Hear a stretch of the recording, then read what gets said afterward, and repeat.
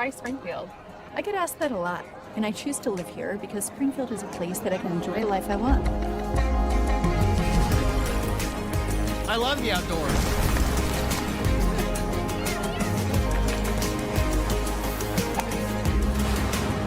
You can be on the lake in just a short drive. It only takes me 10 minutes to get to work. Or off to anywhere in the world. I know my kids will be safe and well educated. There are really good job opportunities after graduation. I'm able to work remotely and create on a high level. The healthcare options in this area are incredible. The options for housing and cost of living are so affordable.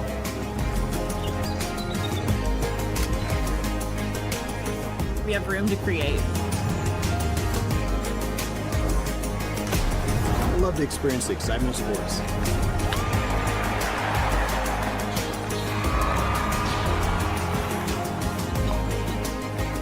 Can't beat the food. Or the drinks.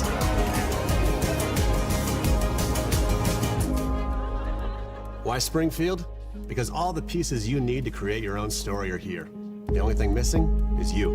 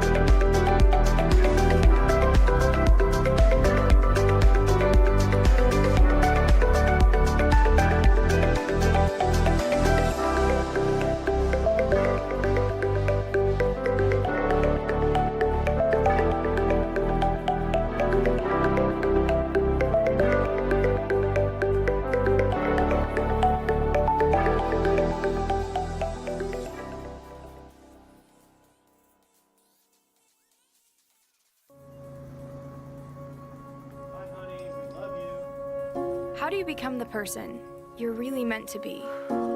How do you reach beyond what you thought was possible?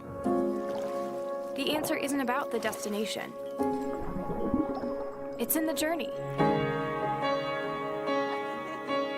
It starts when you become part of something bigger, when you join a community that works together to lift each other up, a place where you form lifelong relationships and encounter life-changing experiences.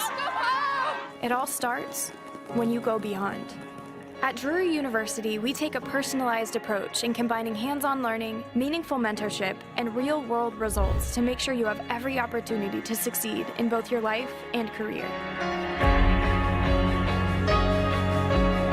Maybe it's fusing your passion for research with your devotion to caring for others, or turning your love of learning into a lifetime of teaching.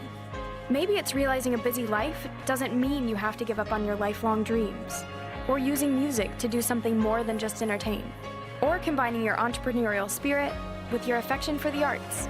The path you take is up to you, but you won't be alone.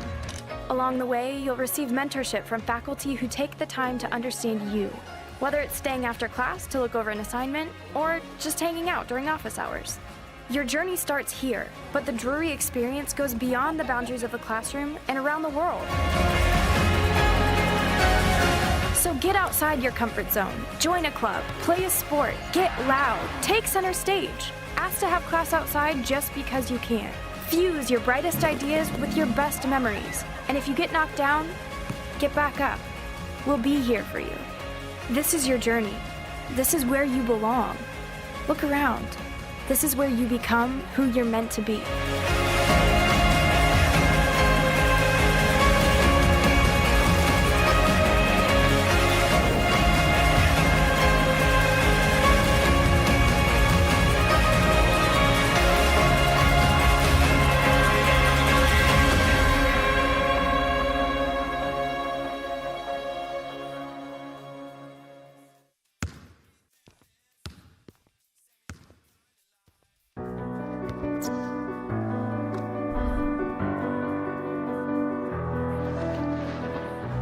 Today will not be easy.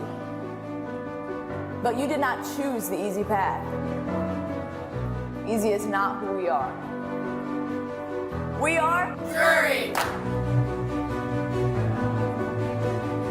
You will be tested every minute that you are out there. And you will be better for it. We are Drury! There's no time for fear in this room. When I look in your eyes, I see focus. I see intensity. I see an unrelenting desire to be unstoppable. You have been waiting for this moment, and your moment is here.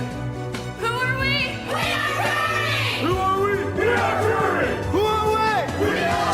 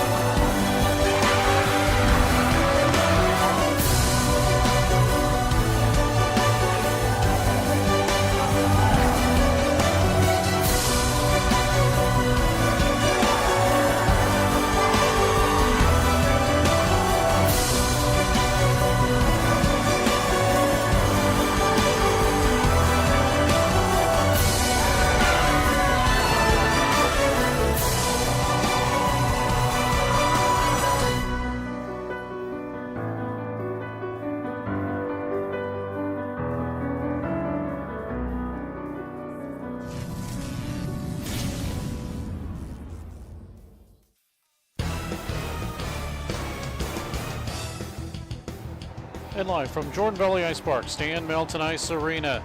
It is the final games for the Drury University Panthers as they take on the Iowa Hawkeyes. Hello everybody, Steve Casson along with Scott Lesky keeping us on the air. A couple of hours away from home, Amari Johnson on camera, and our newest person to join us, there's Scott, and the newest person to join us, M. Perkins, who will be doing a lot of camera work along the ice, so a lot of different angles for you, including this one right here. And boy, is her arm tired. She's holding this one up. It's not fair. But what is fair is that we give you a couple of great games here between the Drury University Panthers and Missouri and the University of Iowa, the Hawkeyes, coming in ranked number 3 in the Central. The Drury University Panthers, they come in ranked number 18 in the Central. And this is a Drury University Panther team that is ranked, as I mentioned, number 18. They had a couple of games where they split and lost, including East Texas Baptist, 17th and 18th of November. That was a 7-1 win and a 3-2 loss in overtime. Then at Bradley on December 1st and 2nd, a 5-1 loss and a 4-3 defeat to the Bradley Braves. They are 6-3-1 in the past 10 games and are now 8-2 on the road. Take a look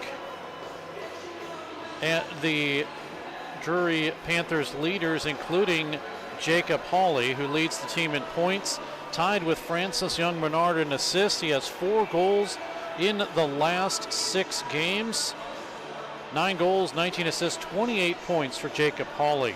Second for the Drury Panthers is Ethan O'Rourke, leads the team in goals with 13, has points in 9 of the last 15 games that he's played.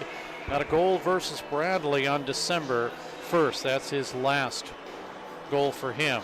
Third for the Drury University Panthers is Keegan Ferguson. 5 points in the last 6 games, points in all but 3 games, 4 multi-point games. Last point that he got was an assist versus Bradley on December 2nd, averaging 1.71 points per game for Ferguson. And that'll be a line of Ferguson, Jacob Hawley, and Matthew Tisdale. And as we take a look at the next leader for the Drury Panthers, Francis Young-Menard, tied with Jacob Hawley for the team assist lead. 16 games, he has 2 goals, 19 assists, 21 points, averaging 1.31 points per game. He has 7 multi-point games, does Hawley, and 14 assists in the past 8 games. And as I mentioned before, we'll take a look now at Matthew Tisdale.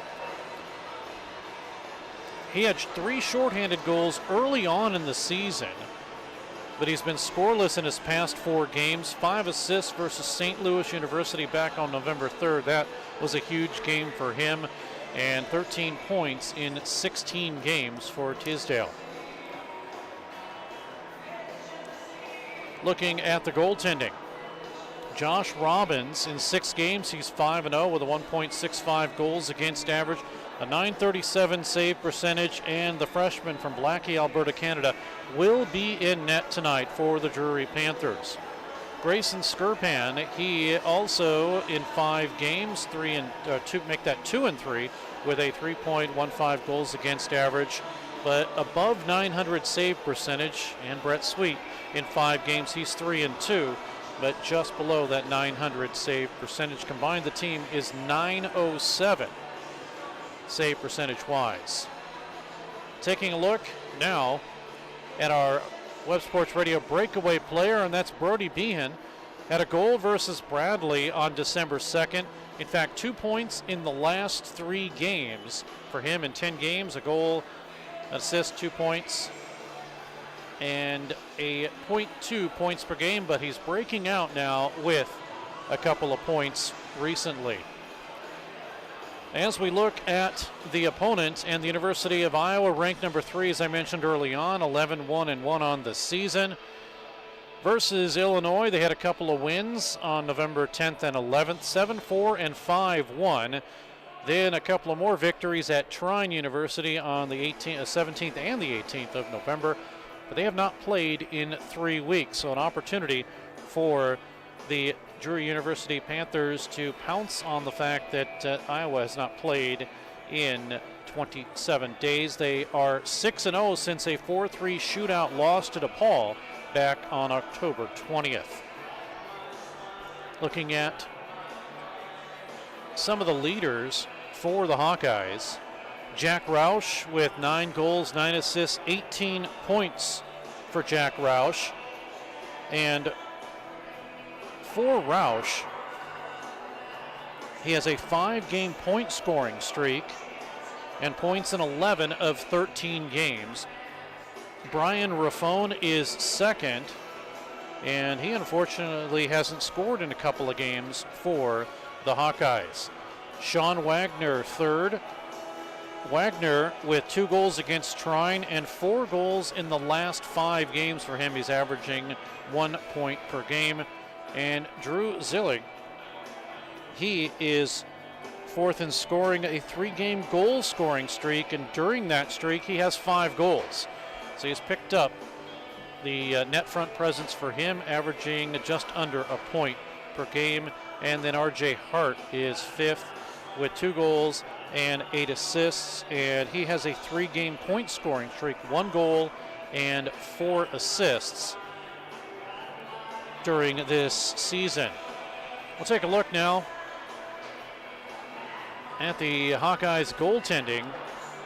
They have 4 goaltenders listed, but the man that has played most of the games, in fact all of the games, and he will start again tonight, Justin Howard, of course, his record is the same as the Hawkeyes, 11-1-1 with a 2.06 goals against average, a 930 save percentage, or 93% save percentage, 2 shutouts. They do have Cole Garver, Riley Sturette, and Carter Winborn also listed, although the 2 goaltenders that are not here tonight are Cole Garver and Riley Sturette. The backup is Carter Winborn. Taking a look at the matchups here between these two teams. As you look at the goals for, it does favor the Panthers, but the goals against heavily favor the Hawkeyes. They've only allowed 28 this season. And if you look at the special teams for the Drury University Panthers, they are 33%, 23, or make that 22 of 66.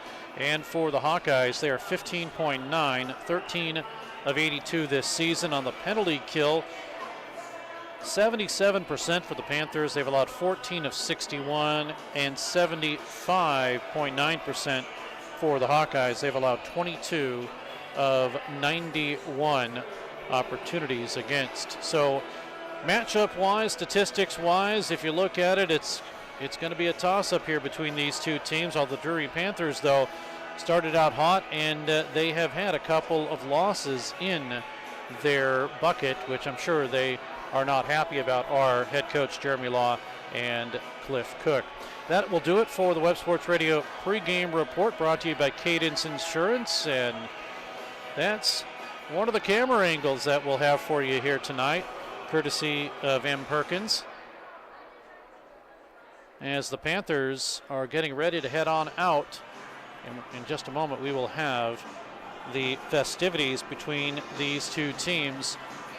Referees have just made their way out onto the ice, as you can see, and they will include Mark Marzola and David Hill. It is a two-referee, one linesman system here tonight, and Garrett Limpert will be the linesman. And here come the Panthers.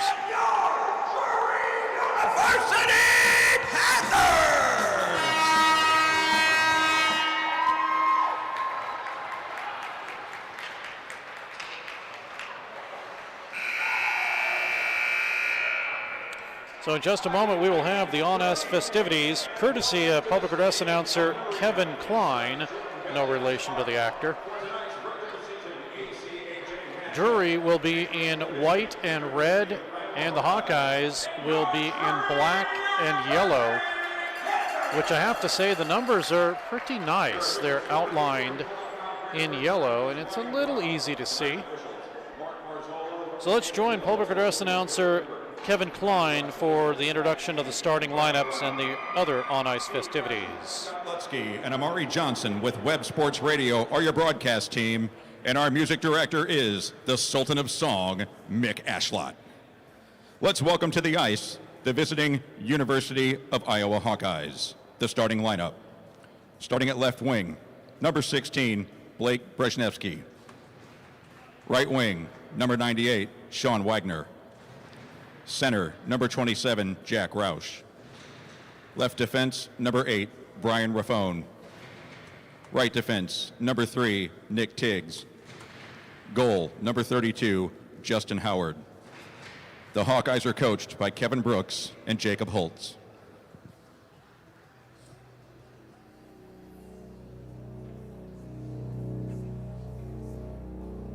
And now, Panthers fans, get loud as we meet the starters for your Drury University Panthers. At left wing, a freshman from High Prairie, Alberta, Canada, number 81, Keegan Ferguson. At right wing, a freshman from Courtenay, British Columbia, Canada, number 16, Matt Teasdale. At center, a freshman from Tulsa, Oklahoma, number 19, Jacob Hawley. At left defense, a junior from St. Louis, Missouri, number 2, Neil Serrato. At right defense, a junior from St. Paul de Abbotsford, British Columbia, Canada, number 13, Francis Yamanar. And in goal, a sophomore from Blackie, Alberta, Canada, number 31, Josh Robbins. The Panthers are joined tonight by 7-year-old Scott Talmadge, a student at Holland Elementary and a participant in Jordan Valley Ice Park's Ice Cubs. The Panthers are led by head coach Jeremy Law, assistant coaches Cliff Cook and Brett Lathan. The Panthers athletic trainer is Sarah Robinson, and the strength coach is Corey Roy. Ladies and gentlemen, we ask you to please rise if you're able to. Gentlemen, remove your caps for the playing of our national anthem.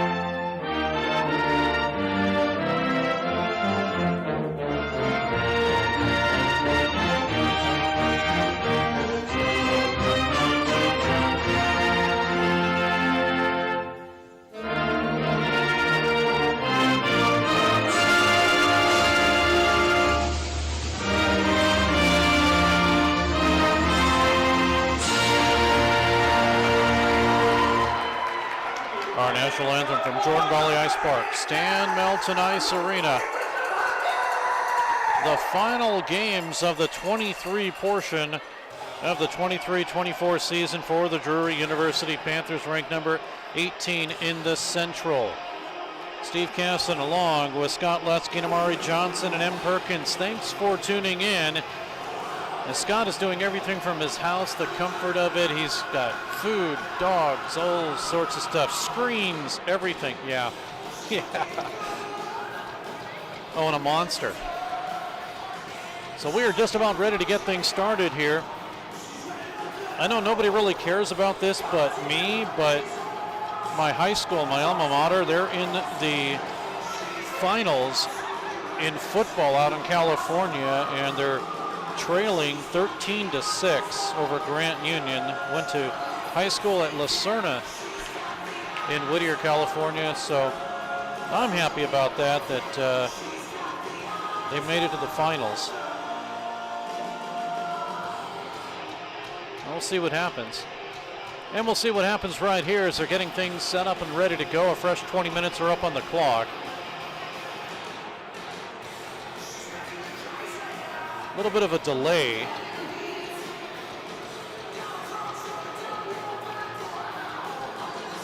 As we get ready, they're trying to fix just where M was a second ago as the Panthers made their way out of the doorway, and looks like it's set up, it's ready to go. They fixed it. We are ready to go here. 10-5-1 are the Drury Panthers, number 18 in the Central, and the Iowa Hawkeyes, number 3 at 11-1-1.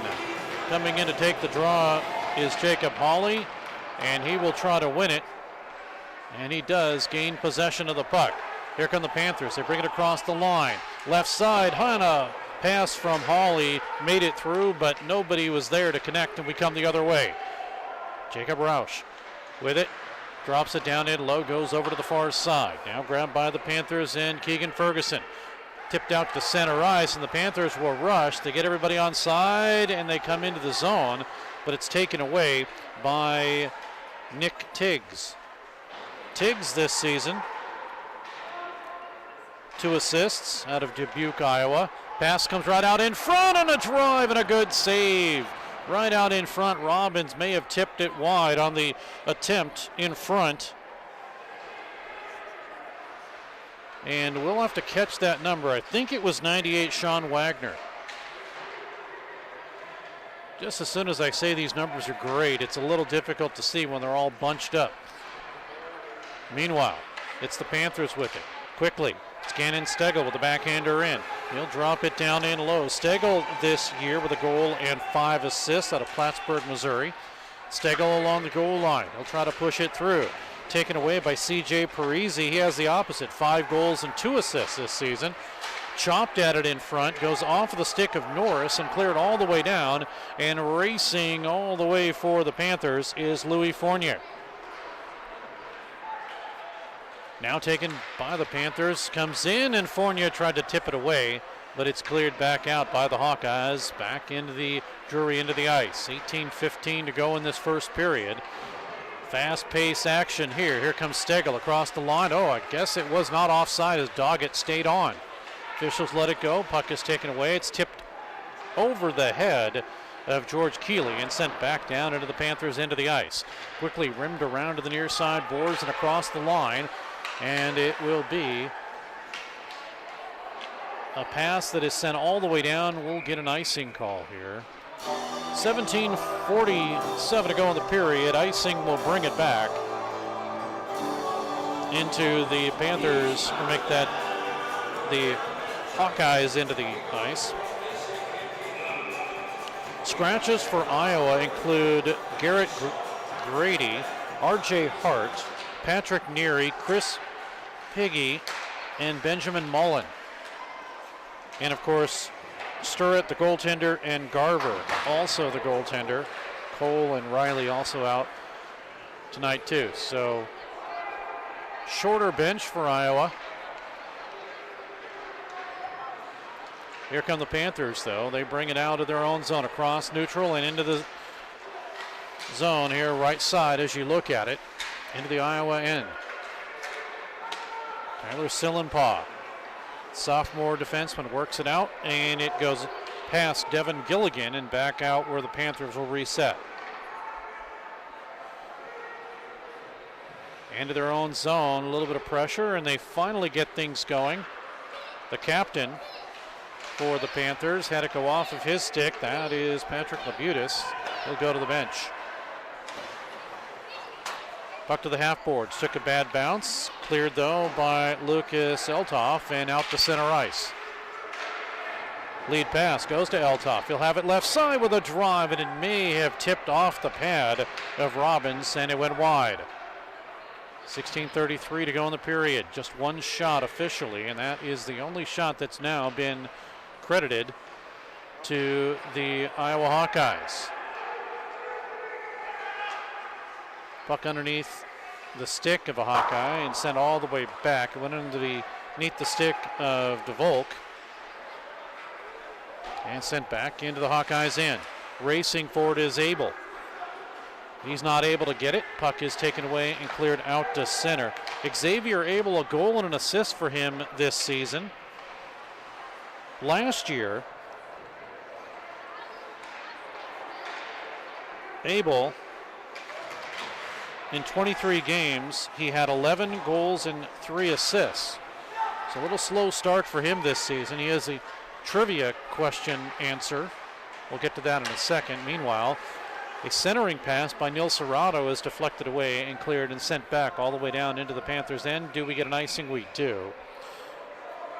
So if I asked you who scored the first goal in the history of Drury Panther hockey, that would be Xavier Abel. He is the answer to that question.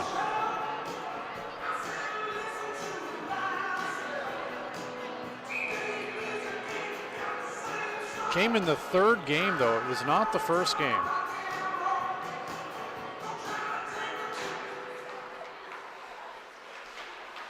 Puck now once again to the Panthers up high. Tipped out in front, save, rebound. Oh, what a save as Hawley had the puck tipped in front.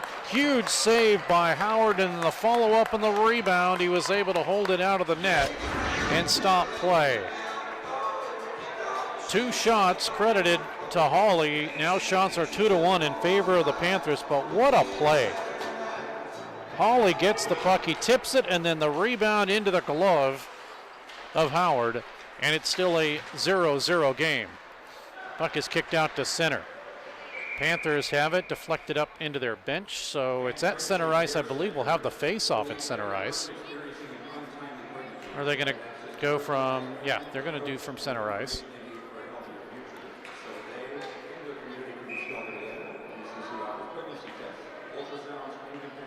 So we'll do it all again, right at center. Puck is sent down, and it will be chased by Caleb Schmidt. Worked into the corner, big hit there. Trying to grab it is Tisdale. 6 goals, 7 assists for Tisdale this season. As I mentioned, 3 shorthanded goals. He has the most of any Panther. Panthers have only scored 5 this season. The others are credited to Doggett and Tyler Kane. Panthers had it for a moment. Stick bounces away from Fournier, and while he picks it up, we come the other way. A drive in, and it's easily gloved by Robbins. He made that one look a little simple.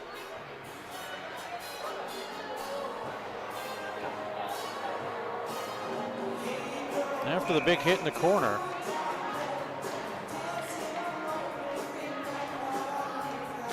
Panthers were able to break out. Or take that back, not the Panthers. The Hawkeyes were able to break out. And they got a shot off that easily Robbins said, nah, we'll stop play here. Meanwhile, it's underway again, goes back behind the Panthers' net. Sillenpaw is there.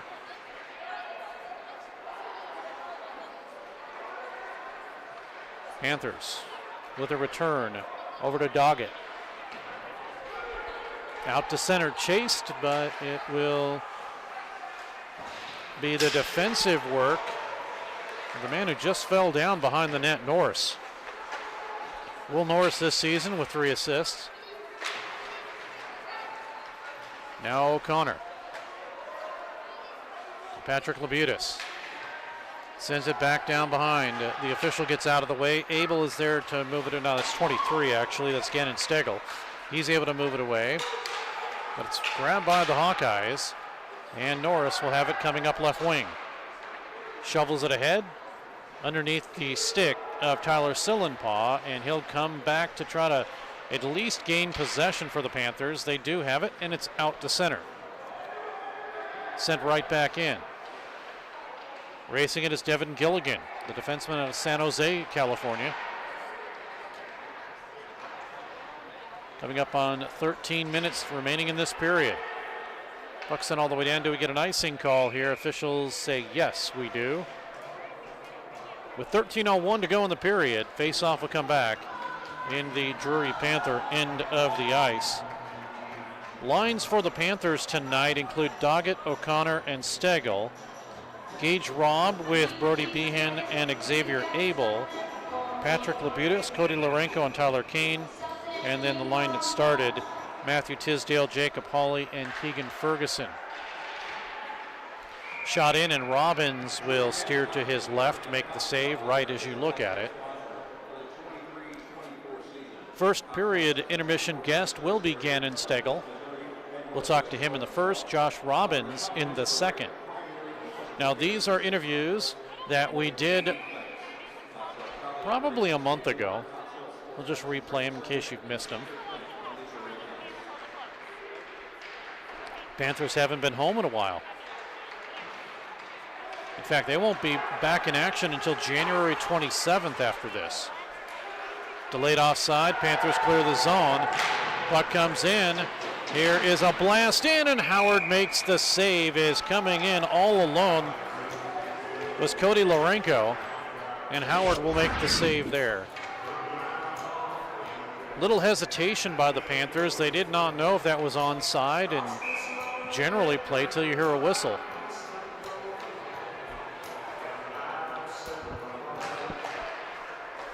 Panthers have it again. Drive, score!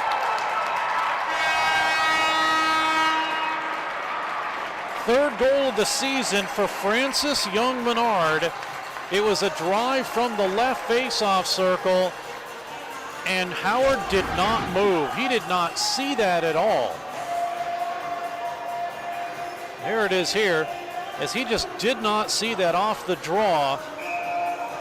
And it is a 1-0 lead for the Drury Panthers. We'll catch the call, but Francis Young-Menard will get his 3rd of the season. Panthers goal, his 3rd of the season, scored by number 13, Francis Young-Menard. Assisted on the play by Jacob Holly, number 19, and number 16, Matt Teasdale. Time of the goal, 7:26. Young-Menard from Teasdale and Holly at 7:26. On the 4th shot, and here comes a drive in. It is deflected in front as the Hawkeyes are trying to tie things up. Panthers with it one more time. A shot deflected. That one came off a Ferguson stick. Down in low, nothing but Hawkeyes there. Taken away by Brzeski and cleared out to center ice. Blake Brzeski. Brzeski with 4 goals and 2 assists out of Shorewood, Illinois. Panthers have it. Abel's on the line. They're trying to get it to him, but good defensive work by the Hawkeyes. They steal the puck, comes right out in front, save, rebound, and it goes behind the net. Not out of harm's way yet. Panthers still can't remove the puck. Finally, they get it out. And getting held up, we're going to get a penalty. It's going to go against the Hawkeyes. Bringing it down is Abel. He'll stick it through, and I think Abel's going to get a penalty too. So what was going to be a power play for the Panthers now becomes probably a 4-on-4 as Norris is down on the ice.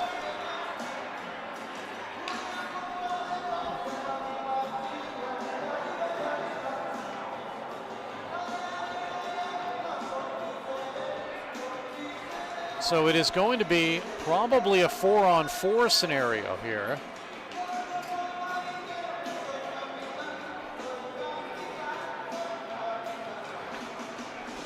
Amari, was that Lyons that went in the box? I couldn't tell. Yeah, here we go with a sin bin camera, and we can see that looks like a 12 there. So yeah, it is. And then CJ Parisi is also in the box.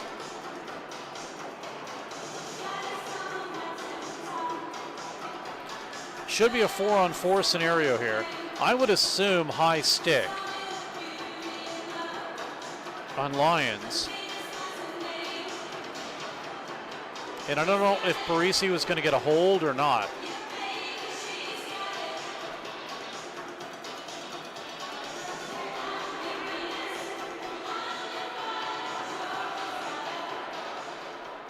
We'll wait to hear the call.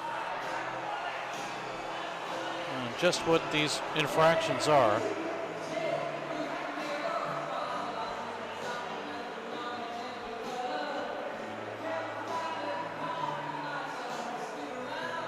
So meanwhile, the face-off will be back into the Iowa end of the ice. 2 minutes each against Parisi and Lyons.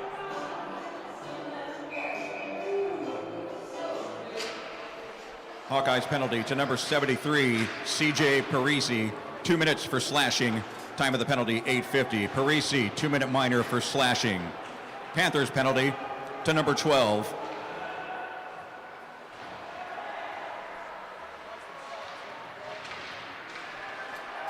Jake Lyons, 2-minute minor for boarding. Time of the penalty also 8:50. Lyons 2 minutes for boarding at 8:50. Well, those are the calls officially. Meanwhile, the Panthers keep the puck in. Turned away. And here come the Hawkeyes. Drive in, save Robbins, rebound comes right through. And the man that got that shot will follow it up again with another one. And we get a whistle for a stoppage in play. With 10:22 to go in the period.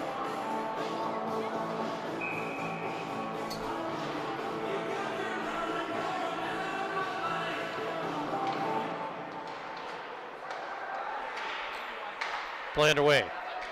Hawkeyes with it. Spin around shot just missed wide. Came off the stick of Jack Roush. 9 goals, 9 assists for Roush this season. He, of course, the leader, 18 points. Raffone has 17. He is number 2. Howard directing traffic. Puck comes over to Hart. They'll work it behind the net. Taken by Radish. Jake with a couple of assists. Puck stolen by Tisdale of Drury. Pocket pick from him, taken by Roush again. He'll have it on the right side. Roush will drop it on a backhander wide of the net. Go to the corner with 25 seconds remaining in the 4-on-4. Panthers steal the puck. They'll have it and bring it across the line. Into the zone for Young Menard with a drive that gets deflected up and out of play.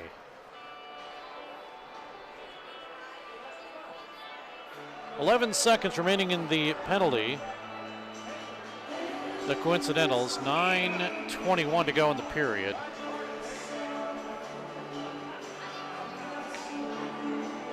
And they've updated the shots on the board. It's 8-5 in favor of Iowa. And quickly off the draw, puck is cleared immediately by Nicholas Lambert with 4 seconds remaining.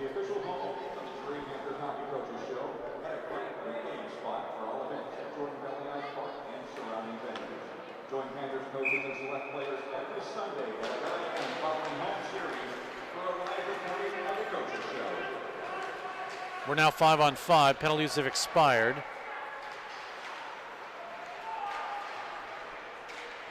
And pass ahead off of Rohde's stick and down into the Panthers zone. Rimmed around the boards to the far side. Kept in by Lucas Eltoff, that is. Eltoff putting some pressure on Patrick Labutis. He's able to escape that momentarily. 1-0 Drury. Left side face-off drive off the face-off from Francis Young-Menard, his third. Panthers steal the puck. They'll have it left to right across the line. Cody Larenko centering pass out in front and just missing wide. It was Caleb Schmitz. He had a chance in front and he missed it wide. Here we go. It's a 2-on-1 for the Hawkeyes. Working it is Raffone. Pulled away from the puck. Trying to get it behind the net. Nobody there on the return pass. Panthers have it again. Puck flipped in and a line change for Drury. Now we get a couple of players. Larenko. He gets in with Drew. Make that with Reed and Mueller.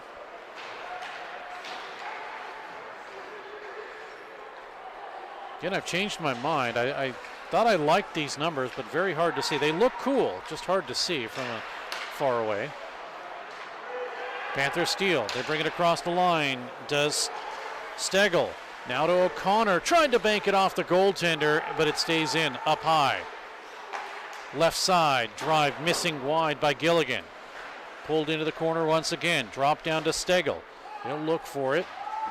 Back behind the net. Norris is there. It's intercepted now and taken by Roush and cleared out to center on the left side. It'll go to Brzezinski.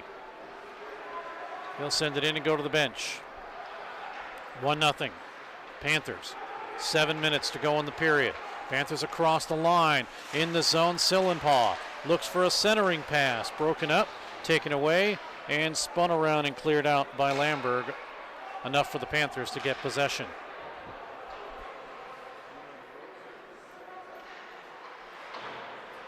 Panthers out of their own zone.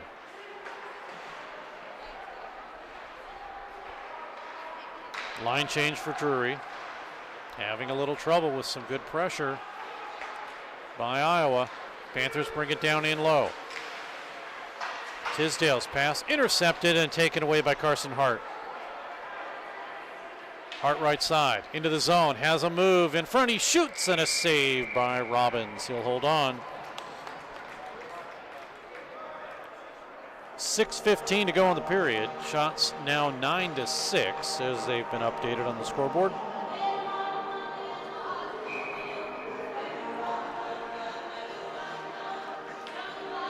1-0.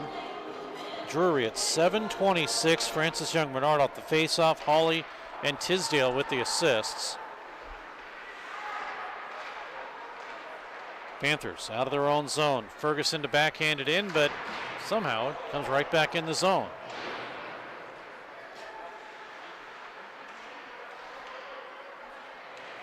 Hit applied. Panthers have. They'll set it up for Sillenpaw. Sillenpaw. His pass connects with Tisdale. Now return pass from Hawley, that is. Tisdale had to go off of his stick. Parisi's in there to check for Iowa.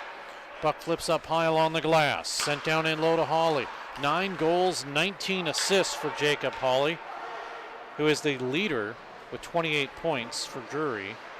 3 power play goals. He's averaging about 1 3/4 points per game. In fact, Hawley has 4 goals in 6 games. Puck deflected up by Howard and out of play. 5:13 to go in the period. They've added another shot for Drury now, so it's 9-7 in favor of Iowa. So the Hawkeyes come in number 3 in the Central. 11-1-1. The Panthers number 18. In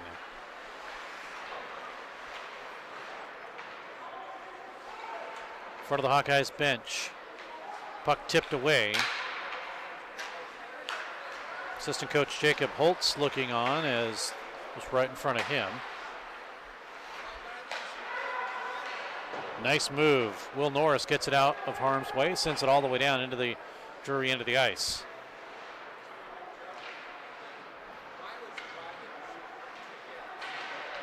Panthers try to work it around.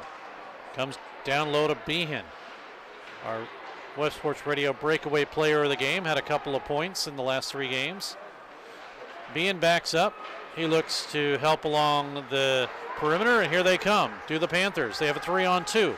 Into the zone, across the line, and not able to step by the defense is Fournier. We come the other way.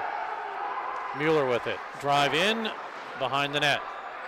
To the corner, Lourenco, he tried to do a swipe at it, missed it. And here's Gage Robb. Robb, his first point with Drury was an assist against East Texas Baptist on November 17th. Puck hits center for the Panthers, and Abel sends it in as the Panthers go for a line change. Set up to Radish, who will have it for the Hawkeyes. Drive in, Panthers immediately kick it out to center, delayed offside. It's cleared and sent down deeper into the Panthers' end of the ice.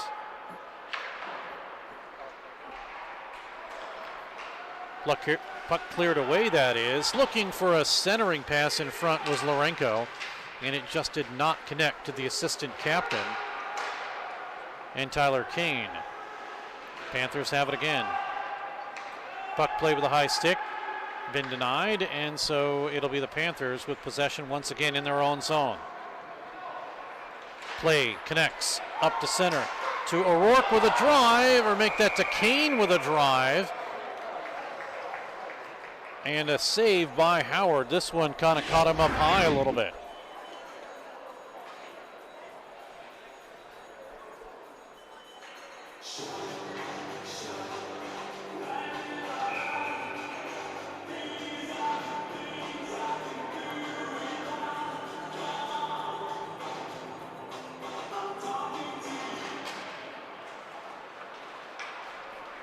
Play is underway.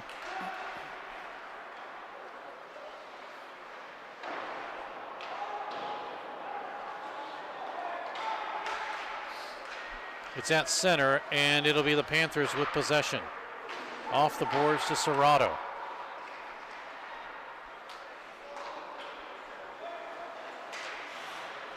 So the Panthers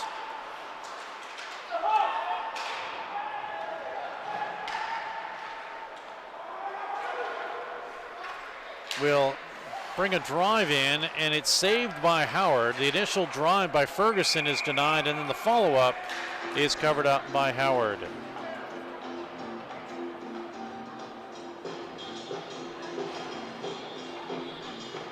2:11 to go in the period. Our first period intermission guest will begin in Stagel.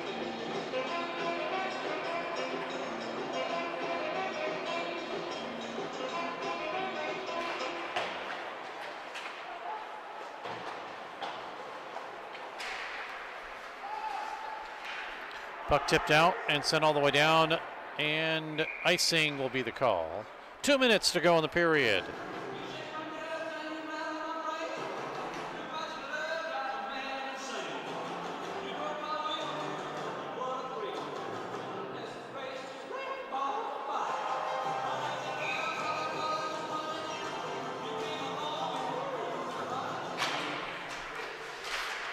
Puck right off the draw, dog it, and it'll be covered up by Howard.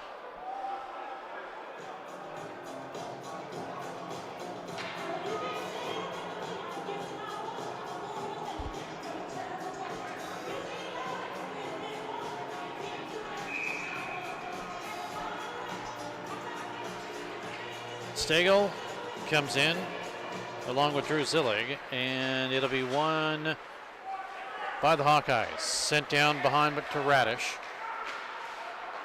Outlet pass. It'll go to Zillig. Panthers intercept. The backhander is denied. We come the other way into the zone to Radish.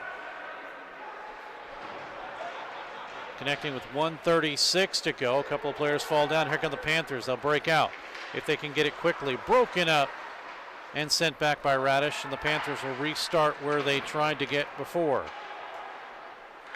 Pass comes in the zone offside.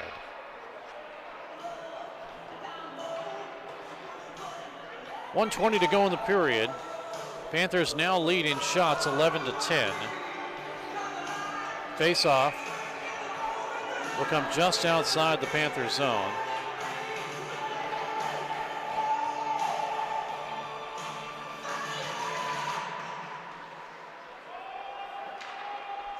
These same two teams tomorrow, 6 o'clock. We'll have it for you right here on Web Sports Radio. Puck comes in. We're going to get a delayed offside. Cleared by the Panthers. Now Radish out of his own zone. Chased, but it's sent down. Another icing. With 1 minute and now 59.7 to be exact.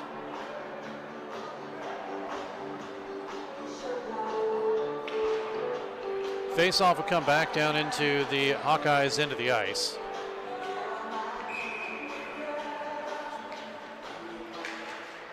Zillig along with Hawley, and Hawley wins it. But the puck is cleared back into the Panthers into the ice. Francis Young-Menard, who scored the only goal of the game, he'll give it up to Tisdale. His pass off the boards.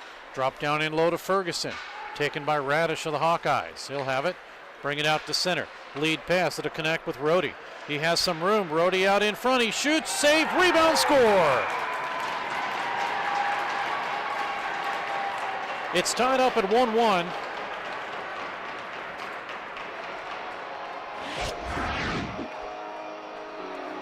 This one started out as a 4-on-3. The initial shot by Rhodey, and then the follow-up putback after Robbins had made the save. And this goal coming at 19:20. If I do my math right here, 19:27 of the period. Hawkeyes goal scored by number 5, George Keeley. Assisted on the play by number 6, Anthony Rhodey, and number 2, Carson Hart. Time of the goal, 19:27. Keeley from Rhodey and Hart at 19:27. So for Keeley, that is his first goal this season.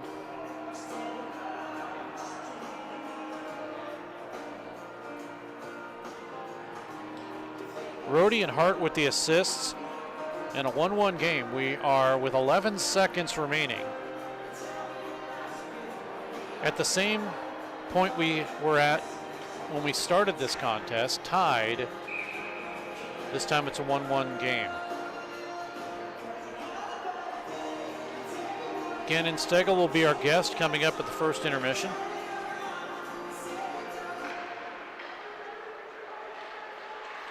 Panthers win the draw, but they're having trouble controlling it. Comes right out in front on the doorstep. Oh, what a save by Robbins. Huge save there by Robbins. In a matter of seconds, it could have been a Hawkeyes lead.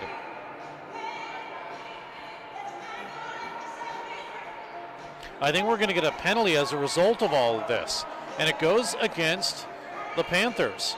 It's going to be a roughing call, and Lorenko is not happy.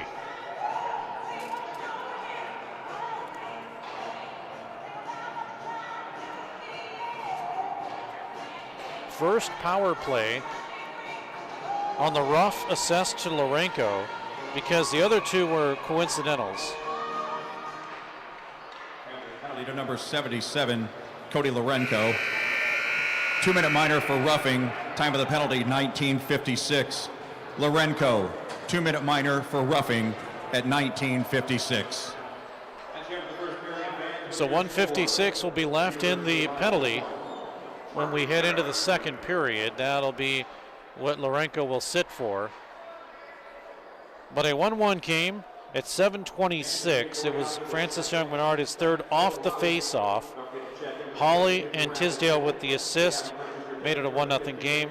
Then at 19:27, Rhodey started the drive. The rebound came to Keeley, his first. Hart with the assist.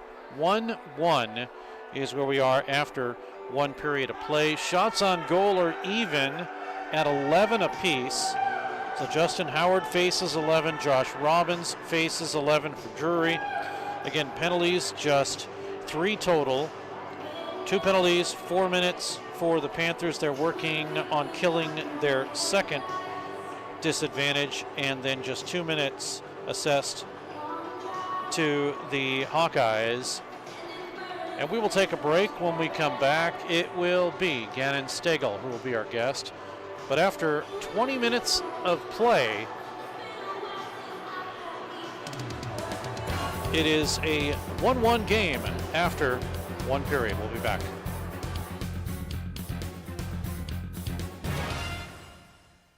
Pearson Kelly Office Products presents Great Moments in Office Technology. When Julie gets bored at work, she writes funny captions to pictures of animals she found online. Then she realized she could send all of her pictures in one gigantic message to her coworkers.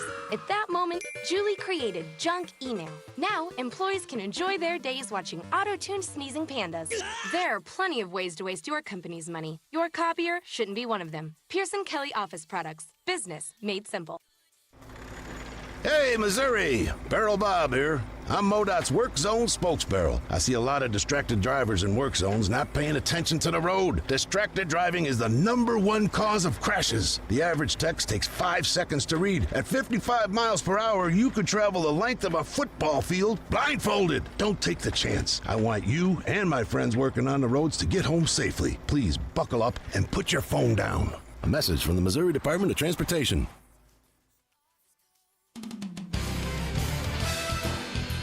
We're back at Jordan Valley Ice Park, Stan Melton Ice Arena. Talking with us now is Gannon Stegel of the Drury Panthers, sophomore defenseman out of Plattsburgh, Missouri. And Gannon, welcome to the team. You have points. You've got 4 assists. Still looking for that first goal. It's eluding you right now. Yeah, I'm pretty hungry. I think I'm due, though. I think we'll find it, hopefully, soon, hopefully this weekend. So. This is right now a team, and I know that everybody has the potential to put the puck in the net, but right now it's a team where it's the line of Hawley, Ferguson, and O'Rourke that's kind of getting the points. How does everyone else feel? Do you guys feel like it'll come? I think it will come. Hopefully, when our line can stay in the game. I know our last games we didn't last all, but just shortly into the second. But no, we've definitely got to step up to the plate and help them out. So, yeah, they've been a huge part of our success for sure. You guys started out 4-0. Everything looked rosy, scoring 11 goals in 2 games. Do you feel like you kind of got set down to earth a little bit in your games 2 weeks ago? Yeah, maybe. I think maybe we came in a little too high instead of just finding that happy medium. It was good that it happened early on, and hopefully we learned from it moving forward. You, of course, from Pittsburgh, Missouri, kind of north of here. You kind of had your choice of schools. Why Drury? That was a shock to me. I was playing baseball at Maple Woods last year, if you will. But I got a phone call late into my redshirt season, actually, and I'd just come off surgery, and Coach Lawsey gave me a shout and gave me an opportunity to play hockey again, and I was more than happy to take it. So let's discuss that. You're playing baseball. Has baseball been kind of one of your other go-to sports? Yeah, baseball is actually a primary sport of mine, but it was a little bit easier to come back playing hockey after that surgery than which that sounds kind of crazy, but no, I had surgery on my labrum there, and that takes a lot of time, a lot of physical therapy. Sure. So, yeah, it was a shock. What position do you play in baseball? Center field, outfield, but Okay. if I could pick center field, I like center field. So, obviously you're a defense here.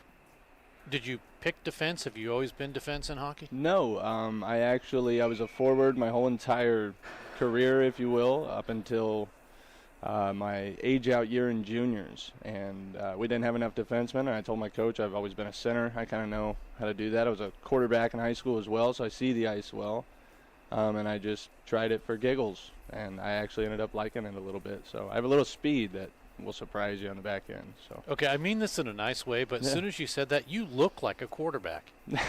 Oh, no. That's funny. Yeah, I played quarterback my last 2 years of high school in football, and I think that really helps me see the ice from the back end, too.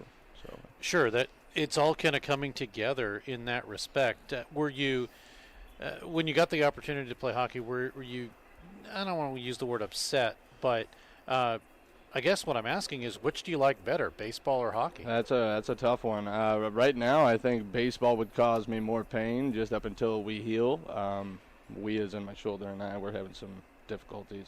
But no, that's a really hard choice. I don't know if I can give you a straight answer. But it's hockey season right now, so hockey. And you use different muscles in hockey than you do in baseball. In baseball, it's kind of above the waist kind of motions with throwing and things like that. But with hockey, it's below that. And you don't have to worry about cherries when you're running the bases or anything like that, right? But isn't hockey, if you compare the two, I mean, okay, which sport is more of a wimp sport? I mean, think about it.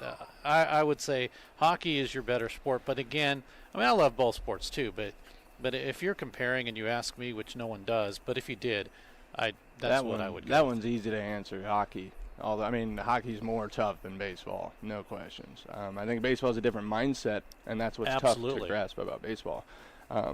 Yeah, I don't know if a lot of us, including myself, could hit a 95-mile-an-hour fastball. That's a different mindset than going out here and trying to keep all your teeth in your mouth. 100%. So. Gannon Stegel is joining us of Drury Panthers, but as a goalie myself, facing 100-mile-an-hour pucks, that's crazy. No, it definitely.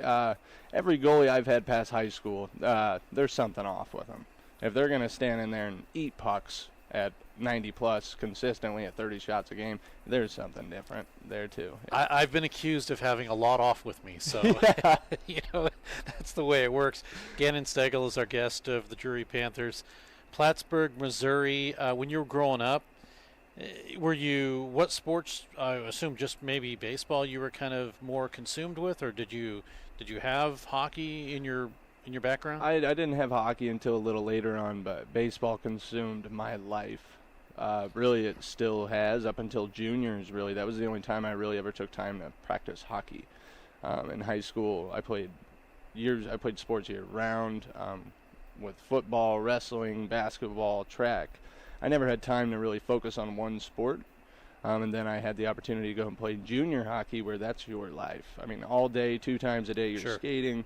So I really developed a lot of my game in juniors, and I saw more opportunities come from that, such as this one as well. I mean, I quit hockey for a whole year, and I was still able to come back and play, and I just thank God that I have that ability, because a lot of people don't. Like, for instance, I'm a 22-year-old sophomore, and really I'm a freshman in terms of eligibility. I redshirted, so I have 4 years. Not a lot of people get that chance, and I just don't want to take that for granted. Like, I got a lot of guys at home who would kill to be in my spot, so I'm kind of, in a way, living their dream out too. So, speaking of that, as we're talking with Gannon Stegel of the Drury Panthers, what do you want to be when you grow up? That's a good question, actually. I have an idea of what I think I want to be. I think I want to go into cybersecurity. I'm studying computer science here at Drury. My passion, though, is clothing. I'd really like to get into suits and make my own suit out of Kansas City and name it like the Monarch or something. I don't know. I really like clothing. I mean, as you guys would know, hockey, you show up in a suit. It looks clean. So that's probably my passion. That's probably something I'd really like to do. Okay, so who shows up the best dressed right now? Oh, that's tough because we haven't even whipped our pea coats out yet. So I think we'll have to wait and see. We've only had 2 games. So Sure. I know everybody's got more in the bag. They're all holding bags, what they said in the locker room. So. Okay, so talk to us then as far as a suit goes. What makes a good suit? Oh, I'd say your confidence in wearing it. I think, for instance, I've got $30 suits. I've got a $500 suit. Some nights my $30 suit looks better than my $500, just the way you walk. So I think like what makes a good suit? Your confidence in wearing it. Gannon Stegel is our guest. Okay, so if that's the case, then are you telling me that my $30 suits, as long as I have confidence and I feel that they look good and I act like it looks good, then that's all I need? I mean, there's nothing, if I go to an event, no one's going to look at it and say, that doesn't look good. That's not like a name the suit. Well, yeah, I mean, unless you're wearing a bunch of different colors that do not coordinate. If let's say you're just wearing a navy suit, white shirt, navy tie, I believe if you walk in and you have confidence in what you're wearing, I don't think anybody else's opinion would matter to you. So I do have a tux, and when I was wearing it before, I gained a little bit of poundage in the stomach area. If I can get rid of that, maybe in like another 5 to 8 pounds, I can fit back in that tux. Uh-oh. I'm waiting for that. One of these days, I'm going to show what up. You're trying to say is you're the best dressed. Here, just come soon. No. I'm not trying to say that at all. I'm trying to say that I could fit into one of the better suits that I purchased if I could just lose some weight. I'd be in good shape. Because, for those who may not know, tuxes are form fit. Like, they are right snug. And, and so I was right on the line with it, and now I know I can't wear it because I got to get rid of just a couple of extra cheesecakes that I ate, and maybe sometimes you don't. You can always go get it readjusted, too. Ah, okay. Have things them I take didn't some know. out of it, So maybe you'll be the suit guy to the hockey stars or that something. would be pretty cool, actually. That'd be really neat. Kind of be like, what's his name that is the cup keeper, He's just... Yeah. He just does it. He got into it and he does it, and that's his job. Wouldn't that be a great job? Yeah, I would love that job, personally. Gannon Stegel is joining us of the Drury Panthers. So do you have any brothers and sisters? Yeah, I've got 2 brothers. I've got one who's almost 20 here in November. He's actually in Maryville playing baseball right now, Maryville, Missouri, Bearcats. I've got a sister in high school, 15, sophomore. And I've also got another little guy. He's 7, Eli. So you have a big family. Yeah, yep. How many of them play hockey? It was just my brother, Brock, the 20-year-old. He played hockey up until his senior year and chose to follow baseball. He did a year at State Fair, and now he's in Maryville. All right, one final question here. You have a chance, and I got to think how this would work. Okay, so you have a chance to go to the Stanley Cup Finals. Oh, wow. Or you're in a championship baseball game. Or you could go to a championship baseball game. I know the dates don't kind of line up, but let's say you... So you're saying either the World Series or the Stanley Cup? Well, but they're not really on the same dates, so I was trying to figure out how this could work.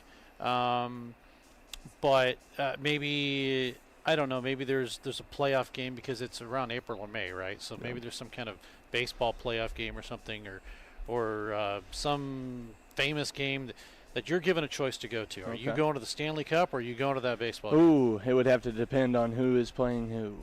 If the Boston Red Sox are playing, I'm probably not going to watch that game. But if the Yankees were playing, you might persuade me if the Capitals weren't playing in that Stanley Cup game, or that playoff game. So that is another difficult question. I've had that question actually a lot, and we talked about it earlier, baseball or hockey. Whichever one will let me play longer. So there you go. And whichever one has your favorite teams in them, right? Yeah, that too, as long as they're not the Red Sox. So we know it's the Yankees and the Capitals, right? Yep. Who's your favorite player? For which team? Either. No. Ovechkin. That was an easy one for me. And then for the Yankees, I might have to go throwback here. Either Robinson Cano. That's a loaded question. Probably I'm going to go with Cano. Robinson Cano. I'll tell you, I'm going to go way back, and I'm going to say Reggie Jackson. Oh, you're going way, way back. Okay. Fair. Because I've met him. He's a great guy and all that. But, well, we're out of time. So I wish players at the end of interviews more goals. Let's get that one. Yeah, let's get that first one. Yeah, absolutely. Foaming at the mouth. Absolutely. Gannon Stagel is our guest. Gannon, thanks so much for doing this. I appreciate it. Thanks for having me. You're welcome. We'll take a break. More hockey coming up.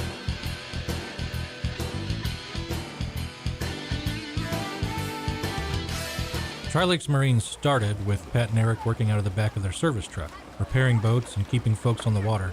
Today, Tri-Lakes Marine is the largest Yamaha outboard dealer in the state. At Tri-Lakes Marine, you will find in stock Yamaha outboards, G3 aluminum fishing boats, and a full lineup of Suncatcher pontoon boats. And Tri-Lakes Marine is still a full-service dealer with a complete Yamaha service center because maintenance matters. We take care of our customers. Check out our full lineup of boats and motors at Tri-Lakes Marine, 15 minutes south of Nixa on Highway 160. Pearson Kelly Office Products presents Great Moments in Office Technology. When Julie gets bored at work, she writes funny captions to pictures of animals she found online. Then she realized she could send all of her pictures in one gigantic message to her coworkers. At that moment, Julie created Junk Email. Now, employees can enjoy their days watching auto-tuned sneezing pandas. There are plenty of ways to waste your company's money. Your copier shouldn't be one of them. Pearson Kelly Office Products. Business made simple.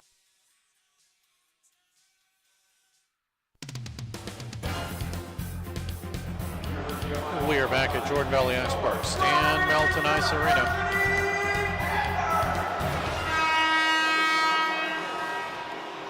That horn signifies the Panthers are making their way out onto the ice. Iowa Hawkeyes have not yet. Last minute instruction by head coach Kevin Brooks. Here they come. Remember, 1 minute and 56 seconds remaining in the penalty to Cody Lorenko. And getting back to that interview with Gannon Stagel, that was before he scored his first goal. So Stagel, who got his first goal against St. Louis University on November 3rd, his last assist was against St. Louis on November 4th, gives him points in 2 of the last 4 games. And there you take a look at the penalty and the player serving that penalty in the box. As Cody Lorenko finds himself in the sin bin.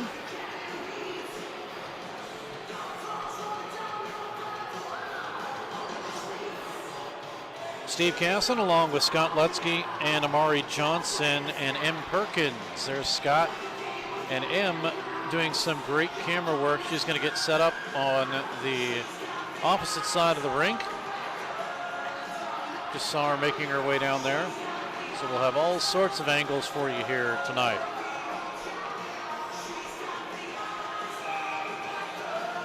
So a 5-on-4 this time. It'll be for the Hawkeyes. They skate from the left to the right. Panthers from the right to the left. We are underway in period number 2. And quickly, it'll be the Panthers with some forechecking pressure. Hayden Doggett had it. Panthers will bring it back out, and they'll set things up with 1:40 to go in the power play. For the Hawkeyes, that is. Panthers will send it down. Racing in is Tyler Kane. Just enough to force the Hawkeyes to make some kind of a move. They do. Kane had it go off of his skate. He sends it right back in. He's able to clear.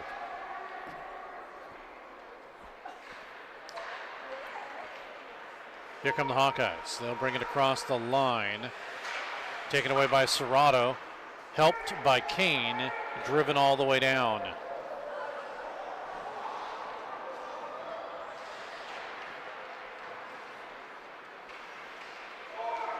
Here come the Hawkeyes. They'll drive it in all the way around to Zillick. He lets it go. Grabbed by Procheski. Procheski's pass deflected away. Chasing it down is Tisdale, and he'll work it into the corner.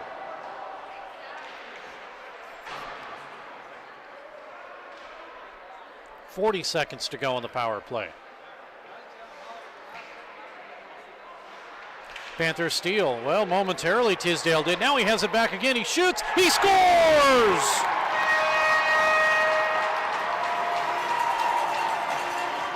Fourth shorthanded goal of the season for Matthew Tisdale. There's 28 seconds left, and it's a 2-1 lead for the Panthers. Twice it was stolen. There was one attempt. Here's the second attempt, and just over the shoulder of the goaltender Howard. And Tisdale with his fourth shorthanded goal. That is his 7th goal of the season.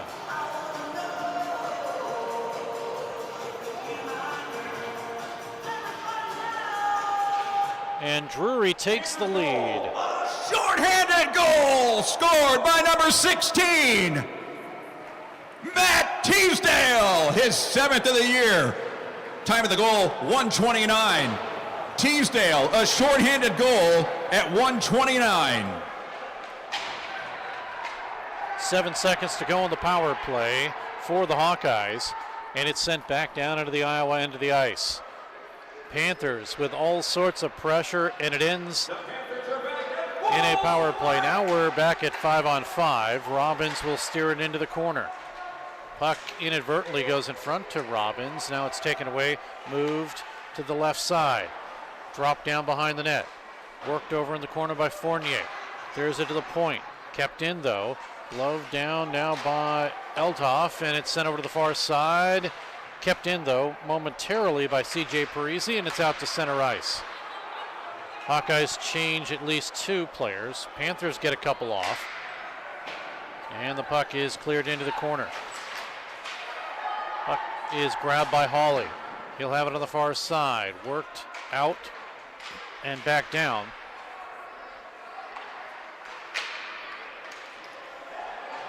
Fournier had it go off of his stick. Worked into the corner now. Hawley to chase. Now a couple of players fall into each other.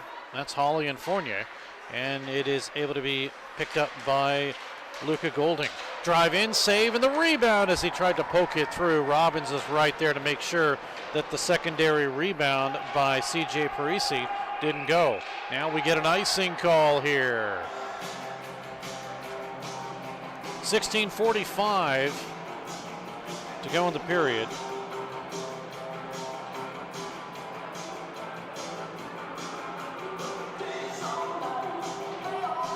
Face off. We're going to bring it at center ice. Apparently, it is no icing.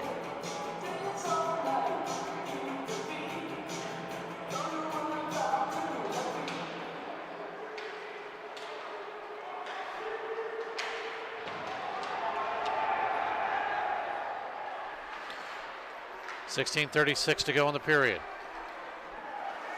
Sillenpaw is there.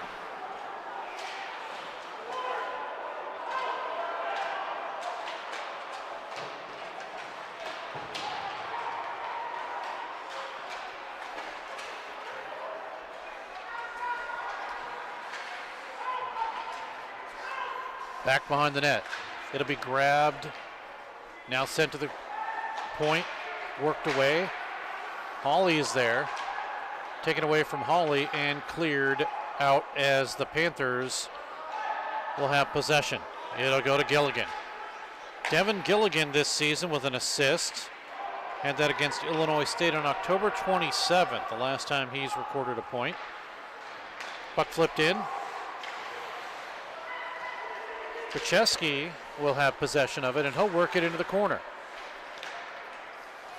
Flipped up, out in front. Robbins with the save as he's able to put the moves on Brzezinski, and we get the net dislodged.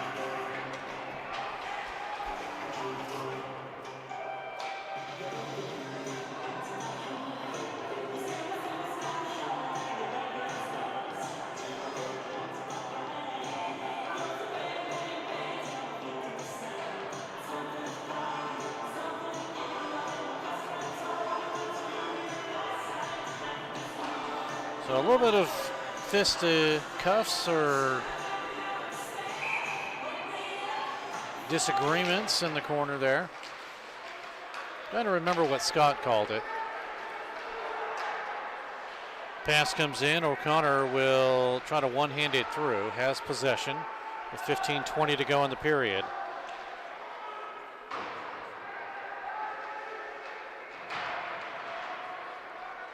Puck to the corner, left point, or right point that is. Left as the goaltender sees it. Right out in front, and trying to get it was Doggett. Puck taken away and cleared, sent all the way down. Robbins sees that it's no icing, so he'll make sure his defense can grab it easily. Flipped up off of the official, actually, in front of the Hawkeyes bench. Turned around by Brzezinski. Sent in by Doggett. He'll ring it all the way around. Tisdale is there, just got a shorthanded goal, 2-1 Panthers, with 14:39 to go in the period. Puck across the line. Good defensive work by Francis Young-Menard. He also has a goal for the Panthers. The only other goal is by Keeley, his first. 14:22 to go in the period.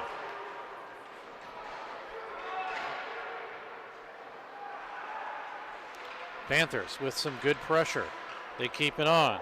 Here's Lourenco.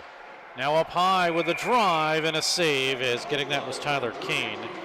Kane is scoreless in his last 3 games. He did have a 3-game assist streak, but lost that. So we'll have a face-off to the right of the goaltender, Howard. Panthers to win the draw.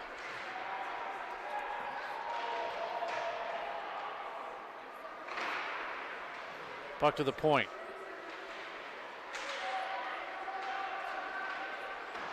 Lourenco had it for a moment. Into the corner. Cody Lourenco had 4 goals against East Texas Baptist University back on November 17th. When I talked to him, he said, that's a one-off. And that usually doesn't happen to him. Puck off the stick of Lambert. Panthers will have it. Out of his own defensive zone is Schmidt. And a drive comes in. Howard makes the save on the drive from the left side by Fournier. And Howard that is, will hold on to it. 14-12 in favor of the Panthers as far as shots go.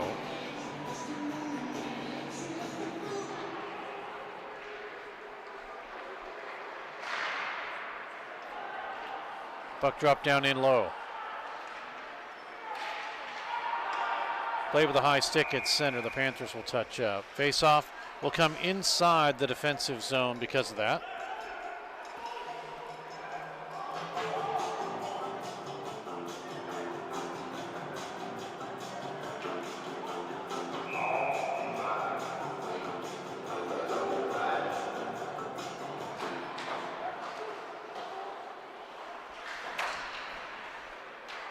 Puck is flipped by Tisdale out to center after the draw. Here's Robbins, who makes a save on the shot by Raffone. Goes to the corner. Hawley is there. Broken out to center ice, sent all the way down. We get an icing call here as racing was Ferguson, but he could not get there quick enough. 12:42 to go in the period.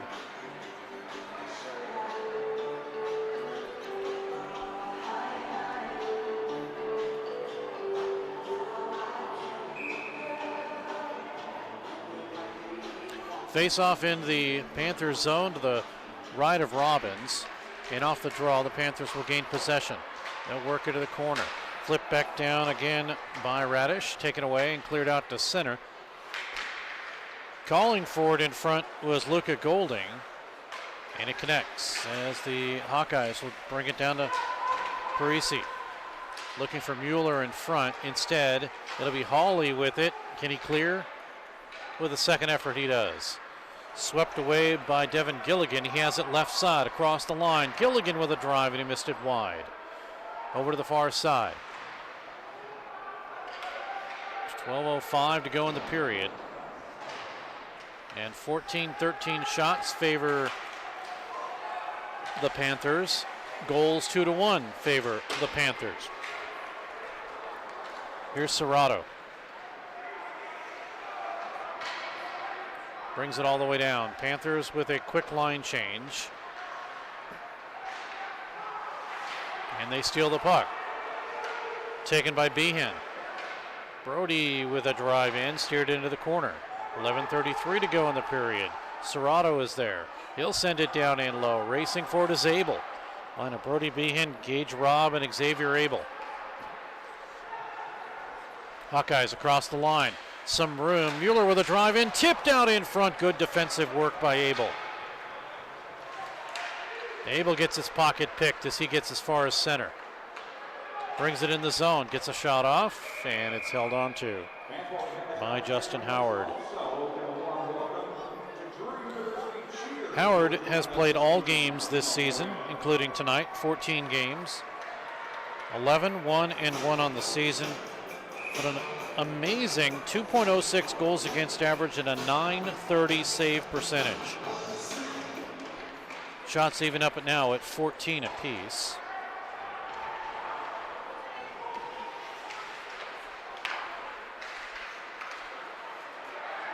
Here come the Hawkeyes. Backhander in. Robbins with the save. He didn't know where it was. He had to have his defense clear on the attempt. Out in front by Beals, and now we get a drive in and a save by Robbins. Now a couple of players pushing through. Stagel is not happy in front. He's pushing with Keeley. We're going to get both players apparently.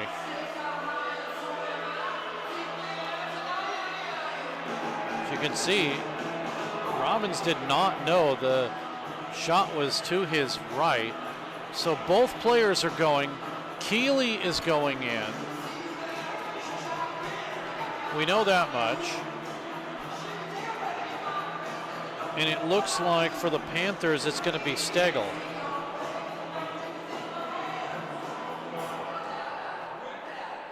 We'll hear the call in just a second, but I'm assuming coincidentals.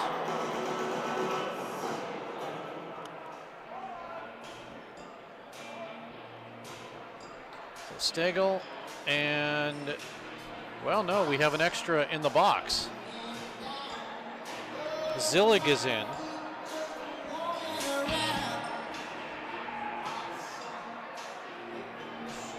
So, Amari, just to confirm, it is 2 for the Hawkeyes and 1. Correct. I don't know, you didn't see it, but waving to the camera was Gannon Stagel. So we are underway. Let's hear the call. 23, Gannon Stiegel. 2 minutes for roughing. Time of the penalty, 9:17. Stiegel, 2 minutes for roughing at 9:17. Hawkeyes penalties to number 88, Drew Zillig, and number 5, George Keeley, 2 minutes each for roughing. Time of the penalty, 9:17. Zillig and Keeley, 2 minutes each for roughing at 9:17. So that is everything to catch you up on it. Now there's 1:25 remaining in the power play. Puck comes in. Oh, what a save by Howard. This, believe it or not, is the first power play for the Panthers. Everything has been coincidental up until now. And this was technically coincidental, but we got the extra. Up high. It's Ferguson off of his stick, and it's out to center ice. Regained by Iowa. They will make room and clear all the way down. Drury got on the board first, but we'll get to it in a second. As at the 3-on-1, out in front, score! Wagner will get a shorthanded goal, and the Panthers get caught on a 3-on-1 when they had the man advantage. It's 2-2. 10th goal of the season.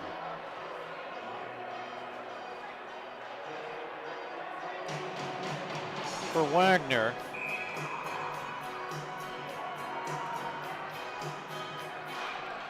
Shorthanded. Will catch the call. Hawkeyes goal, scored by number 98, Sean Wagner. Assisted on the play by Sam Salemi. Time of the goal, 10:37. Wagner from Salemi at 10:37. And it is a shorthanded goal, by the way, with 17 seconds remaining. So each team has scored a shorthanded goal in this contest. We're tied up at 2-2. Panthers once again up high to Sillenpaw. Works it into the corner. For Wagner, that is his first shorthanded goal and just the second shorthanded goal this season for Iowa. They steal the puck. Comes in, down the middle, right out in front. Robbins with the save. The rebound is put back. It's a goal, and Wagner gets his second goal. It's 3-2 Iowa.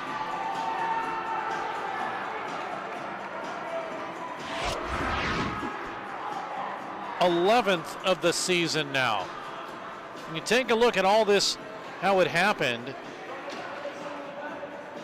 there's the first shot, the save, and the rebound is put back.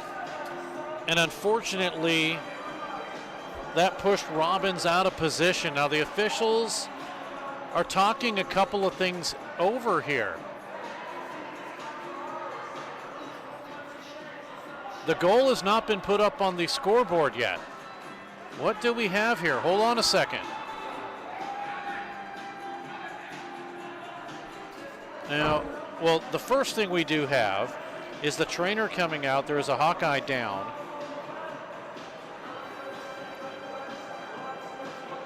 And that was after the collision with the goaltender.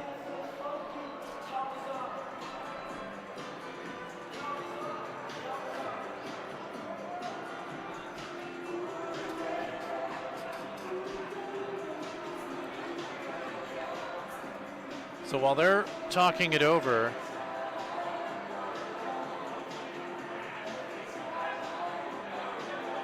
the officials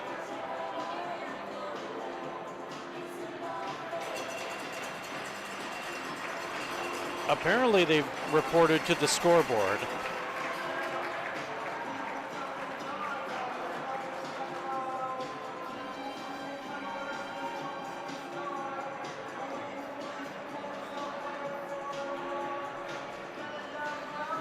as you see Zillig being helped over. So he got the initial shot. He was the one that collided with Robbins. And then on the follow-up, Wagner gets the goal. And they're facing off at center ice, so this apparently is a goal for Wagner here in the second period.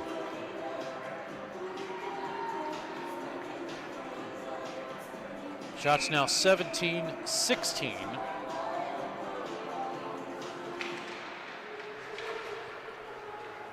Hawkeyes goal, scored by number 98, Sean Wagner.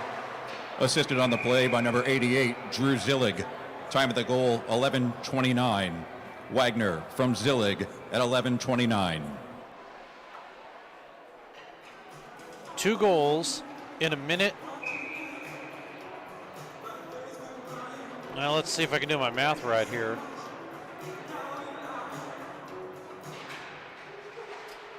Two goals in 51 seconds.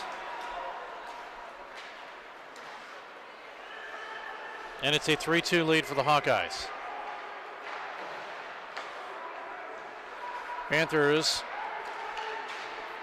surrendered a shorthanded goal in this period an even strength goal. They scored a shorthanded goal themselves. And it's 3-2 now in favor of Iowa. Puck sent into the zone. Good deflection by Gilligan. It's out to center ice, and it's a 3-on-2 for the Panthers, but they can't really get it established. Puck cleared out to center. Here's Serrato. He'll drive it in, and a short change, just a couple of players for the Panthers. 7:30 to go in the period.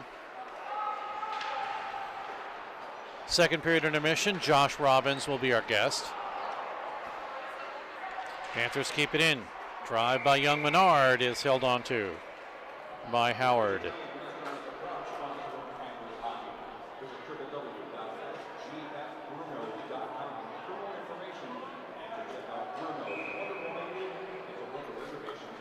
Just got a text from my brother about my high school alma mater. They have come back to take the lead, 14-13 over Grant Union. They are in the championship football game in Southern California. And fourth quarter, 14-13. About as close as we are here, 3-2 in a hockey game, that is. Parisi up the middle, intercepted. Serrato is able to give it to Hawley. Off the boards as he tries to connect with Ferguson right out in front. Good defensive play by the Hawkeyes. Kept in. Panthers have it. 3-on-1 out in front. They cannot connect with it. Stays in the zone though. Held in by Young Menard. He'll drop it around to the corner. Getting held and covered up is Ferguson. The officials let that go. Play continues. 6:29 to go in the period. Oh no, it is a penalty. Delayed call. The official finally saw it. And wait a second. It's an elbow against the Panthers. And Ferguson is going. I thought maybe they saw the hold in front, but no, they saw something completely different.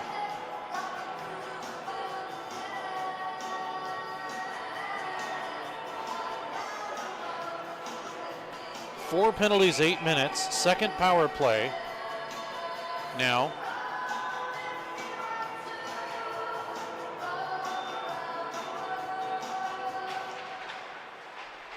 Penalty to number 81, Keegan Ferguson. 2 minutes for elbowing. Time of the penalty, 13:37. So elbowing is the call to Ferguson. Puck is cleared up into the benches. Both benches ducked to make sure that they didn't get hit. Young Menard, 7:26 of the first. Keeley to make it 1-1 for Iowa in 19:27. Then in the second period at 1:29, shorthanded Tisdale, his fourth shorthanded goal of the year. 2-1. Iowa comes back shorthanded. Wagner just 51 seconds later, or take that back. No, that was Wagner's shorthanded goal to make it 2-2, and then 51 seconds later, Wagner again on his 11th makes it a 3-2 game, and that's where we are right now. 1:25 remains in the power play. It'll be Brzezinski. He'll drop it down in low. Swung all the way around by Wagner. Has 2 goals tonight. Off the boards, left side, drive down in low, centering it right through, and it goes off of the stick of, who was that out in front? I'll catch his number in a second. Meanwhile, puck goes through the crease and it's taken away and cleared. That went off Jack Roush's stick as he was right out in front. Puck is cleared into the bench, so the faceoff will come back down into the Panthers' end of the ice. 54 seconds remaining in the power play. 5:17 to go in the period as you look at Keegan Ferguson sitting in the box.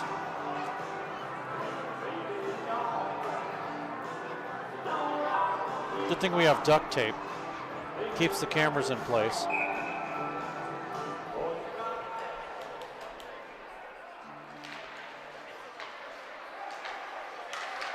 Left side, now to the right side. Power play for 48 seconds. Radish. Left side. Drive in, save as Golding was right there. to get an attempt. Now again with it, Robbins makes the save, pushes Golding out of the way, rim to the corner, officials say it's good, stays onside, drop down in low, Golding's pass out in front, and it gets deflected away as Radish was waiting for the pass.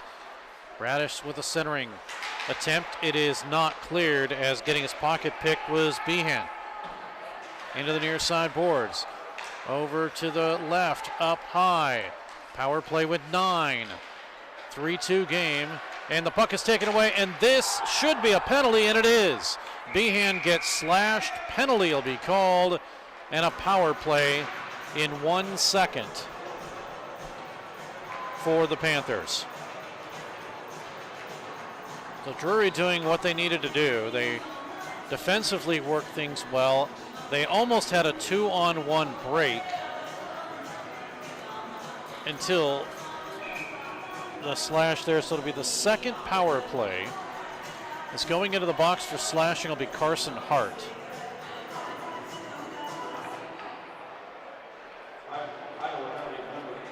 Carson Hart, 2-minute minor for slashing. Time of the penalty, 15:36. Second power play now for the Panthers and a chance to tie this game. Puck is flipped up and sent all the way down, and it'll be Robbins to stop. Robbins had trouble with it. Puck stolen. We already have 2 shorthanded goals in this game. Wagner got one of them.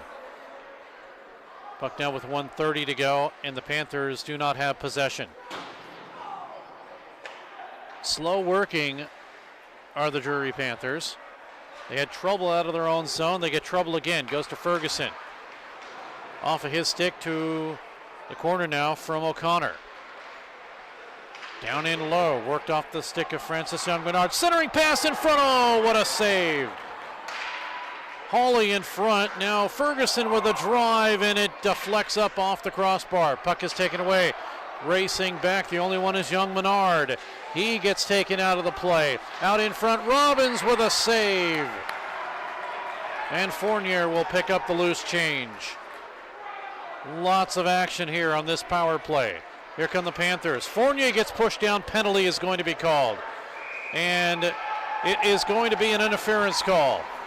Power play for 38 seconds with a 2-man advantage with 3:02 left in this period. Interference will be the call.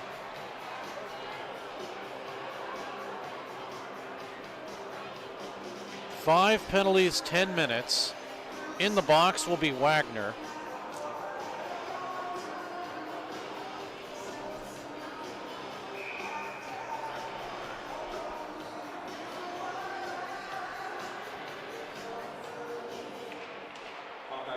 Number 98, Sean Wagner, 2 minutes for interference. Time of the penalty, 16:58. Wagner, 2 minutes for interference at 16:58. Panthers have it. Sillenpaw works it to 2-man advantage for 23 seconds. Shot missing wide by Fournier. Into the corner again. Sillenpaw, right side. Looking to the left. Instead, his shot is blocked, and it was actually Stegel with the shot, not Fournier. Now Stegel again. Looking through some traffic. Shot blocked. Stegel has it one more time. Now there's a 1-man advantage. This is power play number 3. Puck taken away, chipped right back in. And the Panthers with a golden opportunity to tie this hockey game.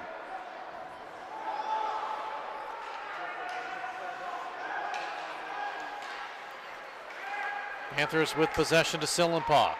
They move it slowly up and cannot connect. Labutis is there. Breakout a little difficult for the Panthers. Now 54 seconds remaining in the man advantage. Sillenpaw, left side, across and down into the zone, off a Hawley's stick. Panthers change up. They keep it in with 39 seconds to go in the man advantage. Sillenpaw snaps it over to the left side. Drive missing wide by Behan. Kept in. Shot by Ferguson missing. 25 seconds to go. Puck is cleared. Robbins quickly gets it out of harm's way, and the Panthers try to move it up. Across the line. Into the zone for Jacob Hawley. Away from him. 12 seconds to go on the power play. Hawley comes back and says, I'll atone for my sin, and we come the other way. Here's young Menard. Across the line. Looking for it. 1 second to go on the power play. Panthers still with it. Out in front. Drive, save, rebound, loose. Where is it? Not able to grab it was young Menard. It's cleared out to center. The Panthers with less than a minute to go in the period. They'll work it again. Young Menard takes the hit, gets the puck forward. Panthers will bring it in. They had it momentarily to Hawley. And young Menard will swipe it over with 38 seconds to go. Panthers in a blind pass backwards will have to set it up again as young Menard will bring it across the line. It connects with Patrick Labutis with a drive in and a save by Howard. He will hold on. Shots even up at 22 apiece now with 27.6 seconds left.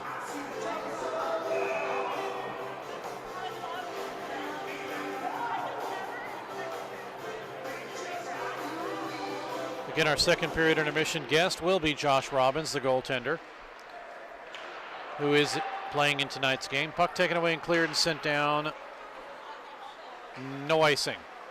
17 seconds to go. Puck flipped into the Hawkeyes bench. They put a couple seconds back on the clock, so 12 seconds left.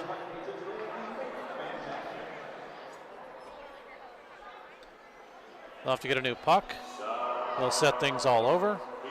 Face off and come out. Where are we going? Well, apparently we're staying at center ice, but we're not using that same puck. So we'll do it all again.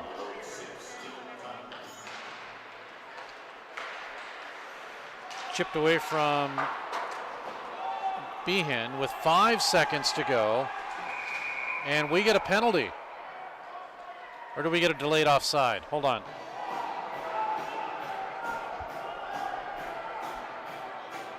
We're going to get a delayed offside. 2.3 seconds. Delivered offside. It'll come all the way down.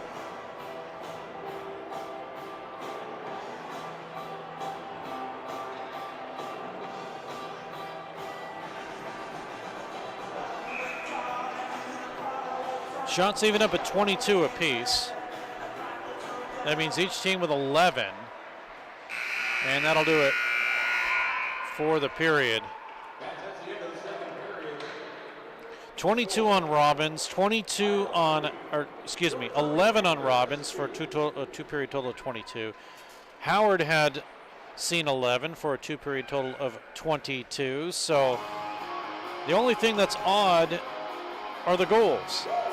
Shorthanded by Drury at 129. Tisdale, his 7th of the season, 4th total shorthanded goal, 2-1.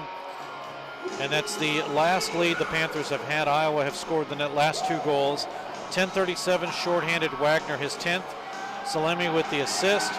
And then at 11:29, Wagner, his 2nd of the game, his 11th of the season. Zillig, 3-2 is where we stand. Power plays.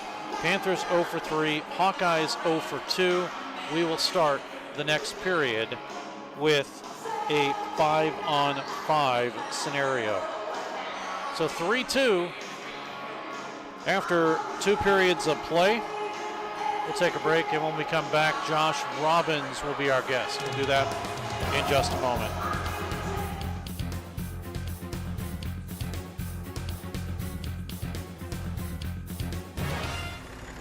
This is Barrel Bob, MoDOT's Work Zone spokesbarrel.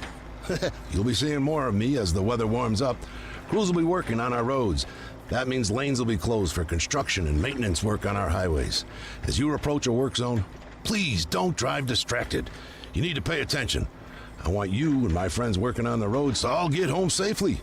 Remember, buckle up and put down your phone. A message from the Missouri Department of Transportation.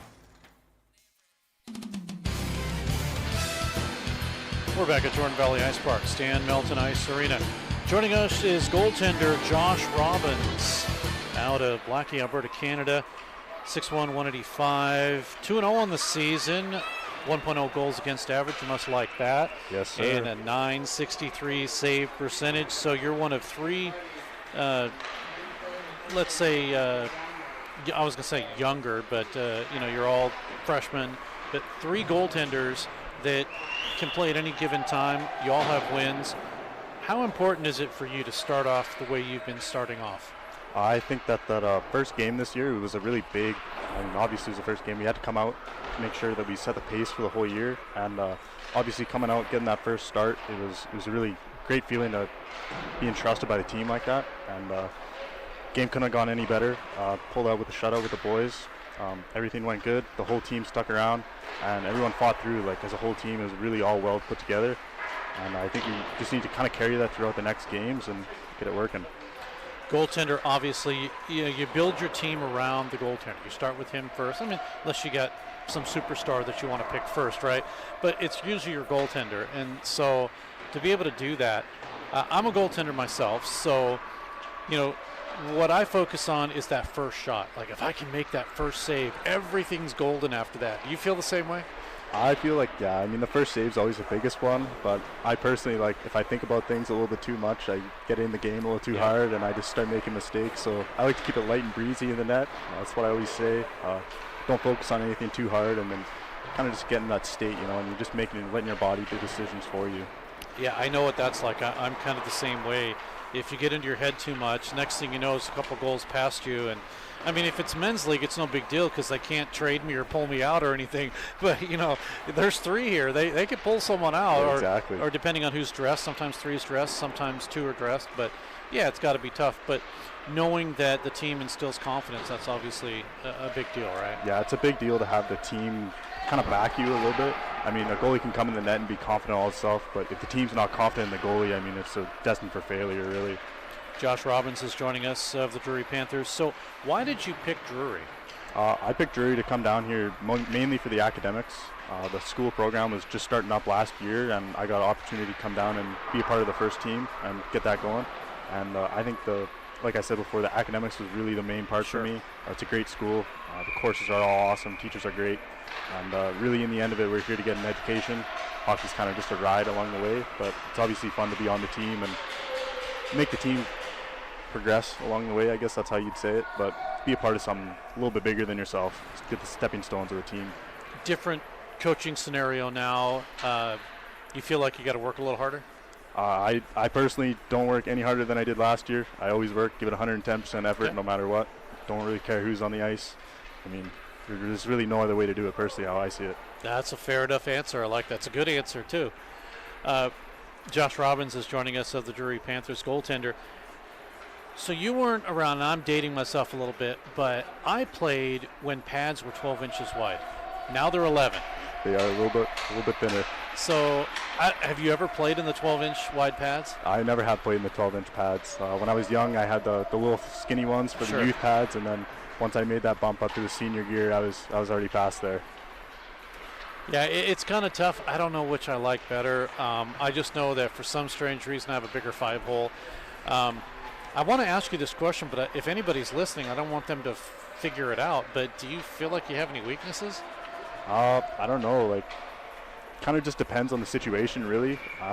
As a goaltender, I mean, we've been doing goalie lessons. I've been doing it my whole life. Sure. So really, I mean, you have a toolbox of all these different situations, and you can pull something out of it whenever you need to. But it's also situational. I mean, depending on different plays, where the players are, it's all depends. Josh Robbins is joining us of the Drury Panthers. So, was goalie always your position?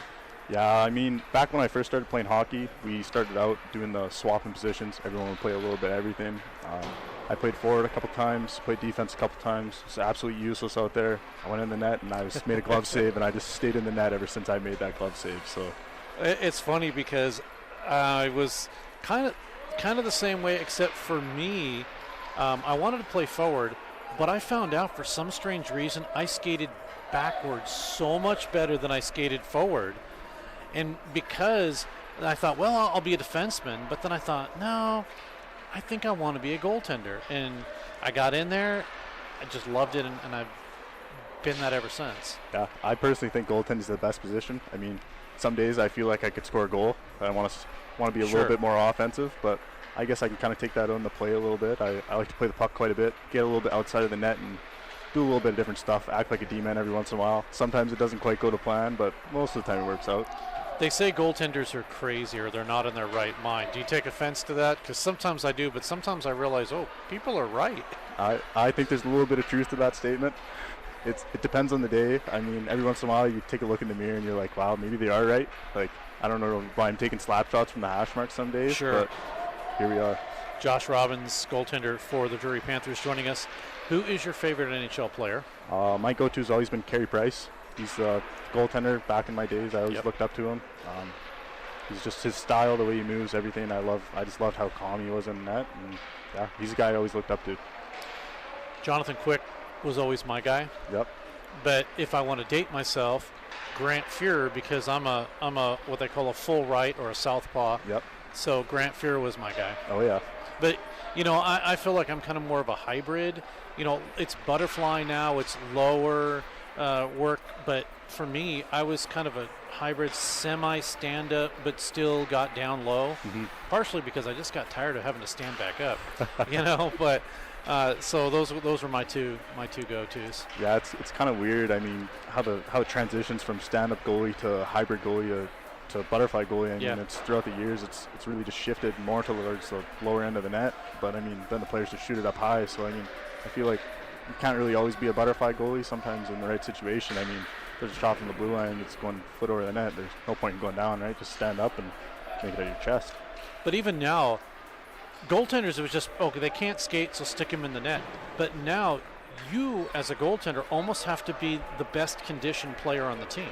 Yeah, sometimes you got to, I mean, if they're hemmed in your own end for 2 minutes or whatever on a power play, I mean, players they have a little bit more time to move around, but I mean, if they're passing all around the ice and they're really just trying to work the outsides, it gets pretty tiring doing key pushes back and forth for 2 minutes. I mean, okay, so you clear the puck, maybe as far as the other blue line. By the time they get it back in, you can change, you being the team. You might be able to change a defenseman or a forward or something, not the goalie. No, you kind of just have to suck it up and make the next save, really. Absolutely. So do you remember a game that is something that will stick in your mind, something that you did? Like the first one that comes to mind was probably my first junior shutout. That was a game we played in Victoria, down in the Q Center. That was a big game for me. It was great because I was the third goalie for the BCHL team there, and a bunch of guys from that team came down to watch the game as well. And that was actually my first shutout in juniors. It was a big game. It was awesome. A game we really shouldn't have won. The team was way better than us, but I just stood on my head that night. It was awesome. They say goalies are in the zone, and it's just so weird because once you feel the zone, I feel something had to happen to get into that zone. And it could be something as simple as your skate fit right, or you strap your pad a certain way, and all of a sudden everything just fell into place. Do you feel the same thing? Yeah, I agree. It's like sometimes you show up to the rink and everything just kind of falls into place and it just works out. Like you just get a feeling that it's all going to go good, and it's kind of hard to like get in that state. It kind of just happens. But personally, I mean, I like to go like during my warm up, do some ball work, and then I do some stretches, and I just like to calm my mind a little bit, like lay on the ground, play some music, and just slow down. I find that works the best to kind of figure it out and get into the right mindset. But obviously some days it just doesn't work out if you're not in it. Goaltender Josh Robbins is our guest. Kind of like the first game of the season, everything kind of went well. Yeah, that game, I mean, I came into it, I was obviously first game of the season, so I was ecstatic to start that game. That was the game I wanted to start first season. Obviously it was great. And I went in, did my warm-up and everything, and got on the ice, and it just felt right. And playing throughout the periods, every save just felt like just normal. Nothing was too hard to make. It was just there. Who's your favorite NHL team? That's a tough question. I don't really have a favorite NHL team, honestly. I kind of just float around. There's a group I play with in the summers of 10, 15 NHL guys, so I kind of just float around wherever they go. Really? Drop some names here. Jordan Eberle, Dryden Hunt. There's a couple guys down there. Austin Wagner. There's a few of them all over the place. But played with probably 10 guys from different teams in the NHL. It's pretty neat experience to go down there and just take some shots in the summer. I mean, really, I just go down and be a shooter for them.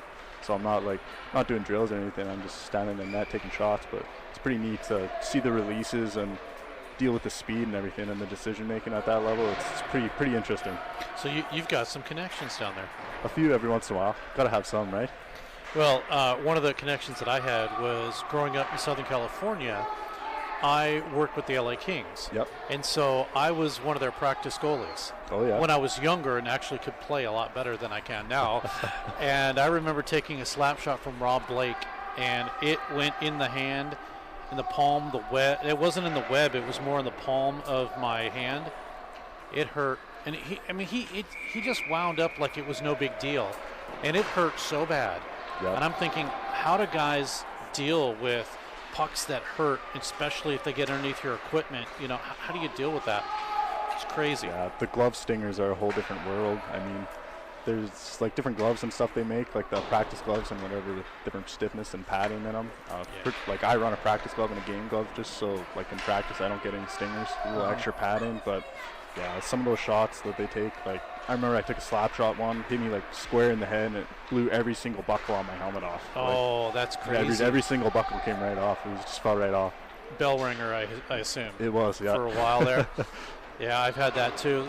We played in the Kings had a league that we would play in. And so sometimes like guys like Jim Fox and I think Jay Wells came down. I know I'm dating myself, but he played and just for a little bit. I got to tell you, that's just crazy. But you know what was great? And one last thing I want to talk about real quick here is how important is it to trust your defense? I think it's kind of a fine line, personally. I like my defense to not so much do like what they know to do, but I kind of like to guide them around. Like if they listen to me, that's fine. Sure. I'll have full faith in them as long as they listen to me. Like if I tell them to take the back door and they take the back door, awesome, got that covered. It's my favorite feeling is when they do what I say. And I don't know, like I can see more of the ice than them sometimes. Sometimes they can see more than I do. Sure. But in some situations, they got my back, I got their back. But it all works out as a really good harmony. So it works both ways, absolutely. It does work both ways for sure. Josh Robbins is our guest goaltender for the Drury Panthers. We could go on and make another segment out of this, but there's more hockey to play. So at the end of interviews, I always wish players more goals. In this case, no more goals. Let's get the goose eggs. For sure. Thank you very much. Thanks for doing this. That is Josh Robbins of the Drury Panthers. We'll take a break. More hockey coming up. Tri-Lakes Marine has upped its game. Not only is Tri-Lakes Marine the largest Yamaha outboard dealer in the state with G3 aluminum fishing boats and a full lineup of Suncatcher pontoon boats, Tri-Lakes is now the area's newest and largest Bennington dealer. Bennington pontoons are the pinnacle of luxury pontoon boats, and Tri-Lakes Marine has several models in stock. If you're ready to up your game on the lake, stop by Tri-Lakes Marine today on your way to Table Rock, just 15 minutes south of Nixa on Highway 160, your full-service boat and motor dealer. This is Barrel Bob, MoDOT's Work Zone spokesbarrel. You'll be seeing more of me as the weather warms up. Crews will be working on our roads. That means lanes will be closed for construction and maintenance work on our highways. As you approach a work zone, please don't drive distracted. You need to pay attention. I want you and my friends working on the roads to all get home safely. Remember, buckle up and put down your phone. A message from the Missouri Department of Transportation.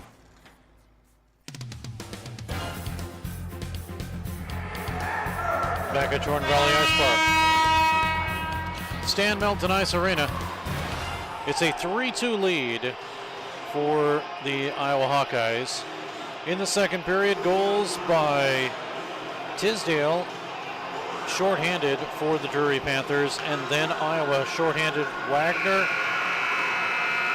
and then even strength for Wagner. And that's where we stand right now with a 3-2 advantage. Shots even up at 22 apiece. Power plays, 2 for the Hawkeyes, 3 for the Panthers. Nobody has scored on the power play, but again, special teams, both teams have scored. Amari, you've had a chance to get out here and skate earlier today. What's the ice like out there? It was really nice. I really enjoyed it. Do you find that this ice rink always stays pretty cold, or is there kind of a mush to it? I think it stays pretty cold. I've been to a rink in Oklahoma, and it was really slushy. Okay, so hopefully the Panthers can keep things going here as they skate from the left to the right. And from the right to left, it will be the Hawkeyes who have the lead. It'll be sent back down for Robbins to clear it into the Panthers' corner.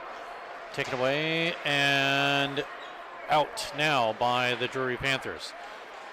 Connects with a drive by Tisdale, save, rebound, Tisdale score!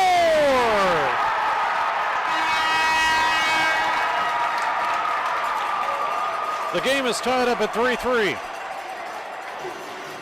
Matthew Tisdale will get his 8th of the season, 2nd of the game, and it is now tied up after the save. The rebound comes in from the corner. Here early, a goal with just 19 seconds expired in the period. And the Panthers have a 3-3 tie on their hands now. Panthers goal, his 2nd of the evening, scored by number 16, Matt Teasdale. Assisted on the play by number 19, Jacob Holly, and number 81, Keegan Ferguson. Time of the goal, 19 seconds of period number 3. So that is the call there as the Panthers have tied this game up. New life, drive comes in, and Howard makes the save at the last moment on the drive from Caleb Schmitz. Panthers with all of a sudden some new life here in the 3rd period. They lead in shots 23-22, but they have tied the game back up again since leading 1-0 and 2-1. That has been it. And they have not taken a lead since the 2nd period at 1:29 on the shorthanded Tisdale goal. Matthew Tisdale had 0 points in 4 games coming into today's contest. And he has kind of exploded here. 3-3 game. Labutis at the half boards. He gets triple teamed. Puck comes out to center off of the stick of Mueller and back down on a 3-2 man advantage coming into the zone, but the Drury Panthers will be able to bring it the other way. They have a 3-2 advantage into the zone. And drop it to Kane. Off the boards, held in by Lourenco. Drive comes in, missing wide. I take that back. That is not Lourenco. That is Fournier, 76, not 77. Fournier's pass deflected away. Directing traffic was the goaltender, Howard. And it's back for the Panthers to set it up. 17:56 to go in the period. A 3-3 contest. Weaving his way through. Here is a shot that comes in and a big save by Howard as Sillenpaw weaved his way through. Got the pass over to Kane. And a good save by Howard. He'll hold on.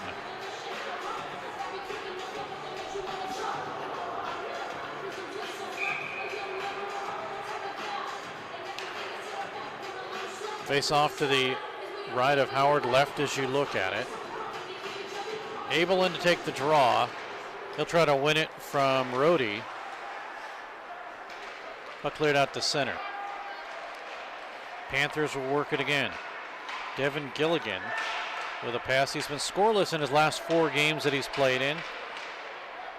Puck sent in as a save is made by Robbins.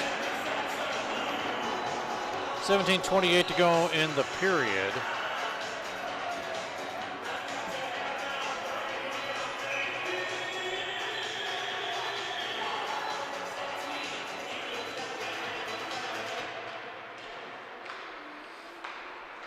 Hawkeyes win.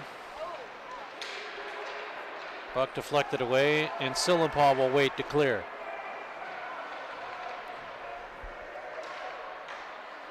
Gilligan looking to get it out of harm's way. Panthers had it for a moment and sent right back in. One change is made for the Hawkeyes. Onto the ice now is Brian Raffone. We get a Panther upended into the corner. He's down. Play continues. and the officials still let play go. So in reality, shorthanded, and now we get a situation where the official finally blows the play dead as somebody in the corner, I can't see his number. Who is that, Amari? Someone just got behind him too. I cannot see now. I see a 1. So he was motioning to his neck like he couldn't breathe. I think number 15. Okay, that is Brody Bean. Was motioning to the official like he couldn't breathe, and the official finally blew the play dead, and you're right, it is 15, Bean.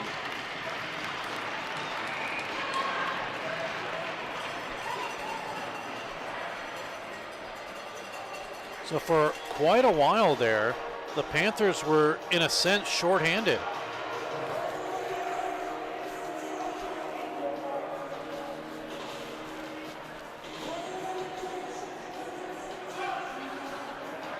.40 to go in the period. Steve Casson along with Amari Johnson, who does some fantastic TikTok work. Amari, you have a TikTok too, right?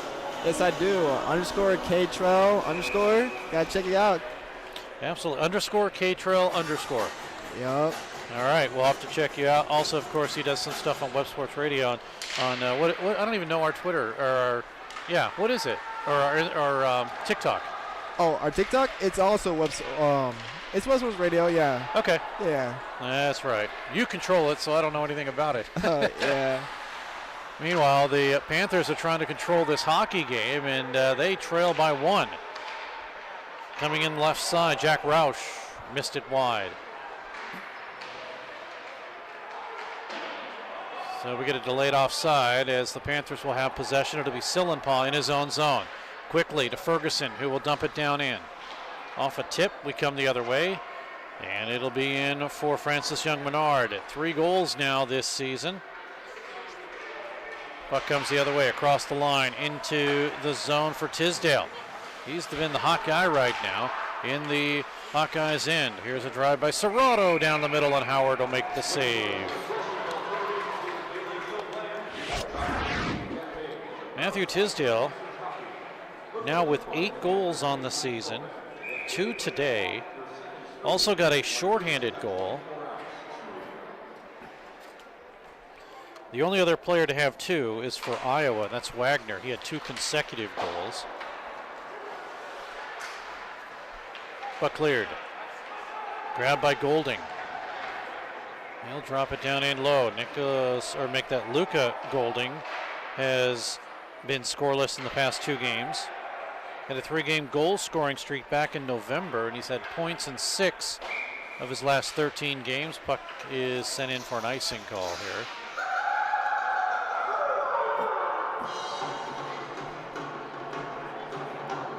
Icing will bring it back with 15:20 to go in the period in a 3-3 game.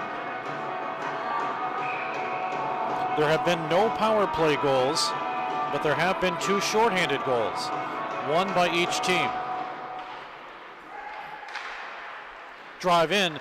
Robbins didn't see it. The rebound in front, and he'll make the save, Will Robbins.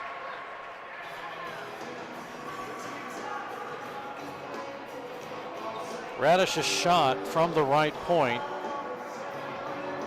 was fought off by Robbins, and he'll make the save. Josh Robbins, 5-0-1, 1.65 goals against average, a .937 save percentage, but he has given up 3 here today, or tonight, depending on where you're watching. Panthers break out a 3-on-2, into the zone, goes wide. Stegel tried to send the pass, but he chipped it and did not connect properly. Calling for it is Mueller. Sends it over to the left side, right in on goal, and Robbins will make the save.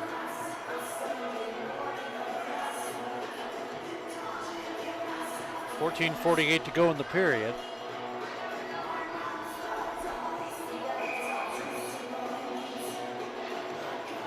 Salemi with the drive there. Sam Salemi looking for his first goal. He does have 9 assists this season.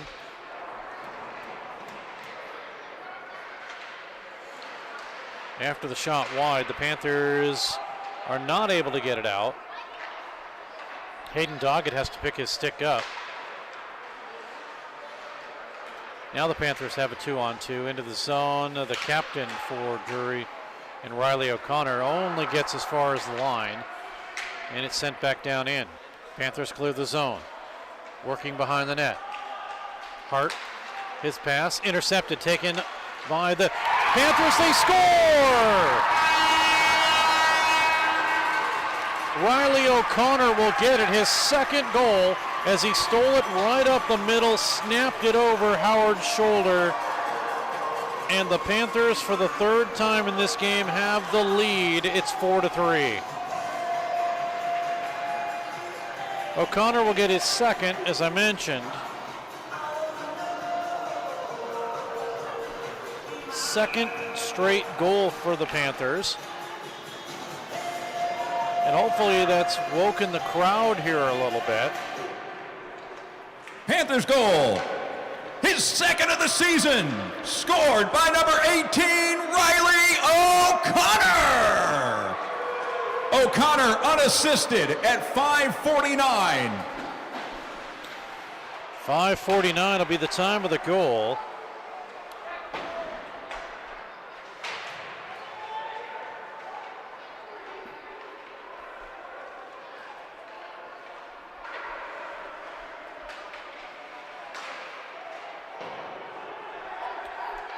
So 13:34, we get an icing call here.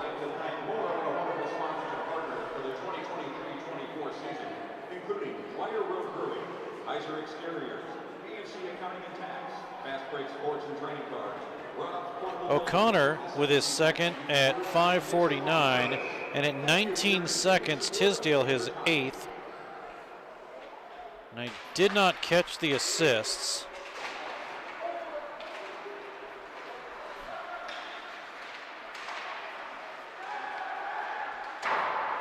Puck driven high and wide, rebound in front, cleared into the corner after Eltoff's shot. Panthers have it again. Lead pass, coming and racing down is Hawley. Looks for a centering pass that goes off of Howard, and he'll hold on.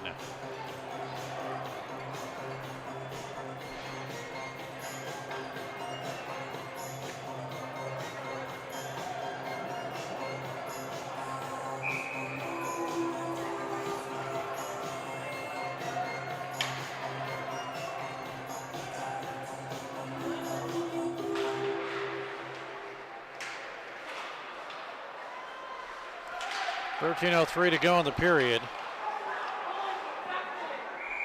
And we get a whistle for a stoppage of play as Howard makes another save.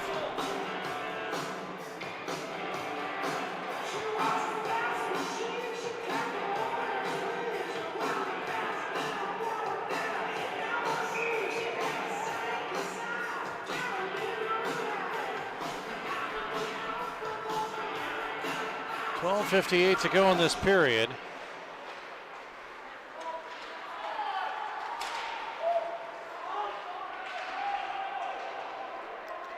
Play comes all the way down into the Panthers' end of the ice.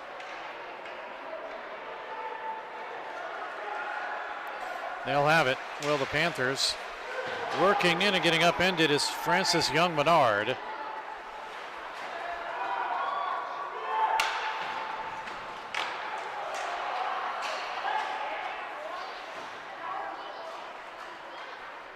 Ferguson. His pass comes out, shot from the red line by Young-Menard is deflected up and out of play.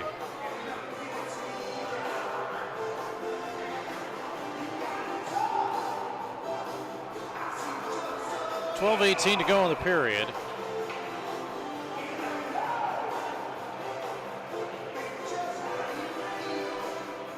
Zillig in after he was injured earlier. He's going to take the draw from Stegel. He does, and it's sent into the corner now. Puck cleared out to center.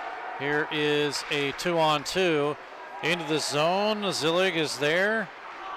12:04 to go in the period. And a drive and a score.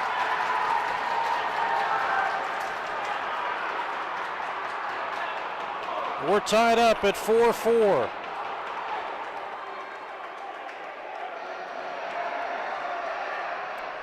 This one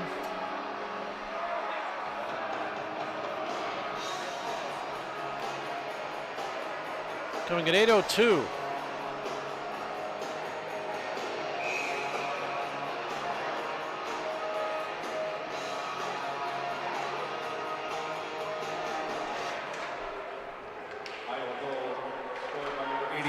Drew Zillig, assisted on the play by number 15, Will Bells, and number 5, George Keeley. Time of the goal, 8:02.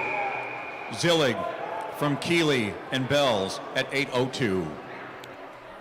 For Zillig, that is his 8th goal of the season.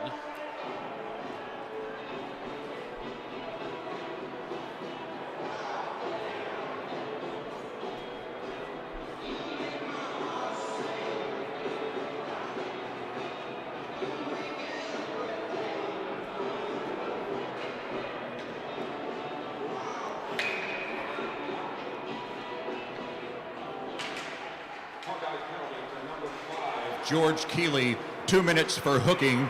Time of the penalty, 8:15. Keeley, 2 minutes for hooking at 8:15. Fans, let's hear you on the... So yes, it is a power play. This is the 4th now for the Panthers.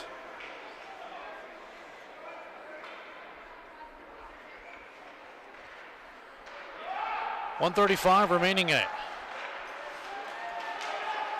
Here comes Fournier. He'll drop it down in low in a 4-4 contest. This has been back and forth, each team with 4 leads in this contest. Here's a shot that just missed wide off the stick of young Menard. Puck to Fournier with a drive in, save, rebound, loose, and Howard will catch Lorenko's rebound.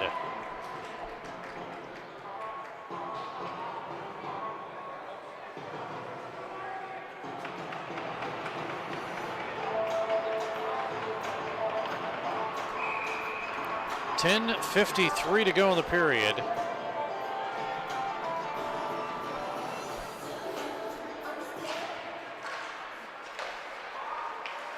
Panthers do get it over to Ferguson. Now it's taken away, and a good skate deflection brings it all the way in as with 57 seconds left. It is Robbins to get it out of harm's way. Panthers quickly want to get it to Lorenko. Oh, bad pass. Grabbed by Iowa, they'll shoot it in.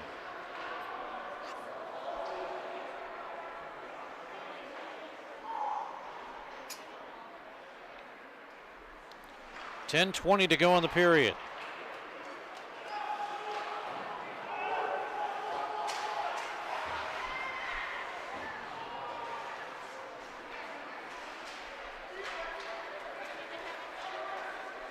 Getting held into the corner is young Menard. Puck is taken away and cleared to 16 to go.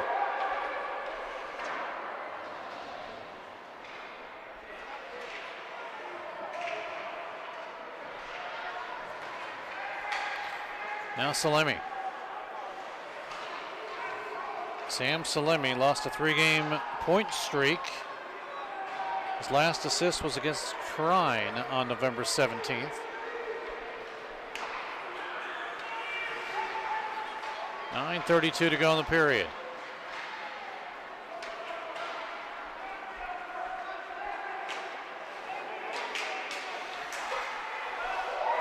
Shot off the side of the net. That was Doggett with that. We come the other way.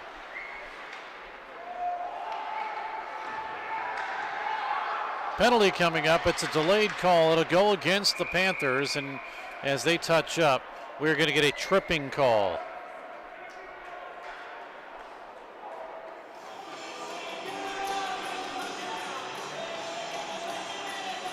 Going into the box is Sillenpaw.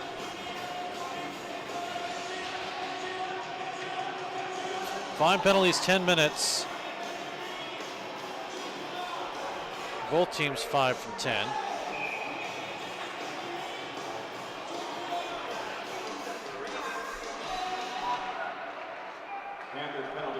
number 11, Tyler Sillenpaw. 2 minutes for tripping at 10:53. Sillenpaw, 2 minutes for tripping at 10:53. Puck cleared all the way down. No icing.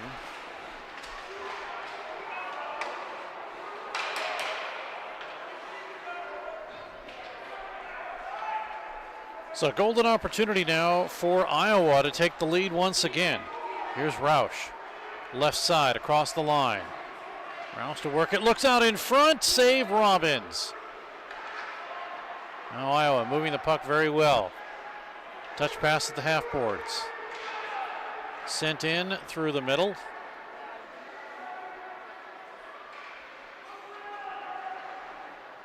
Puck up high.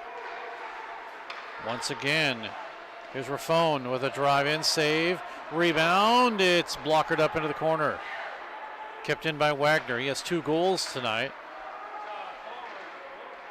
Now the Hawkeyes with Raffone. Return pass goes off of Keeley. Now out in front, drive missing wide. Panthers tired, they still can't clear. 7:45 to go.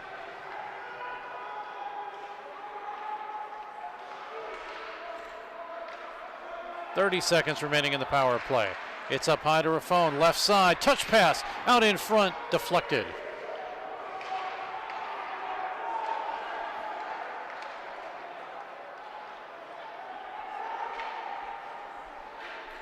.13 seconds remaining in the power play. Drive deflected right through with 7. Panthers are tired. They're all over the ice now. They cannot clear. Power play is expired.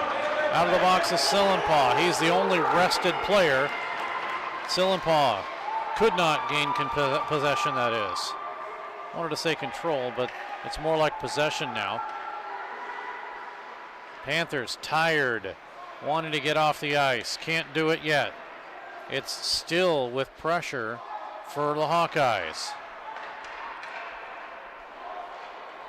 Puck shot in, save Robbins. Rebound is finally cleared, and a tired Panthers will get themselves exchanged.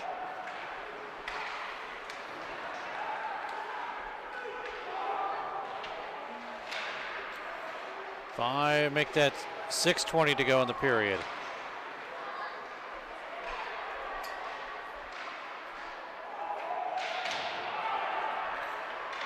Puck is taken away and cleared. Puck right out in front. Robbins makes sure it's nowhere near the net. Puck is chipped out by Ferguson and back down with 5:55 to go.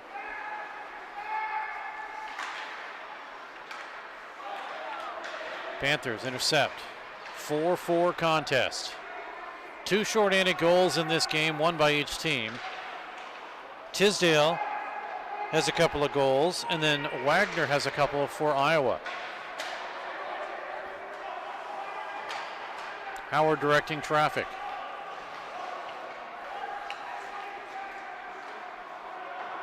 Puck tipped down in. Off the stick of Eltoff, and we get a whistle for a stoppage in play with 5:19 to go in the period.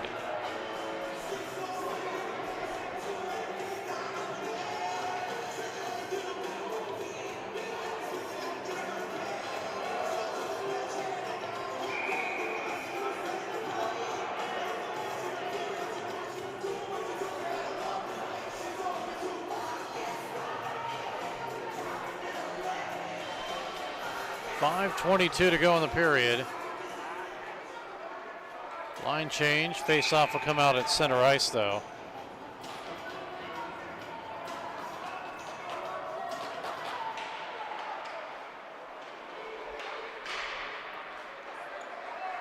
Robbins will make the save with 5:15 to go.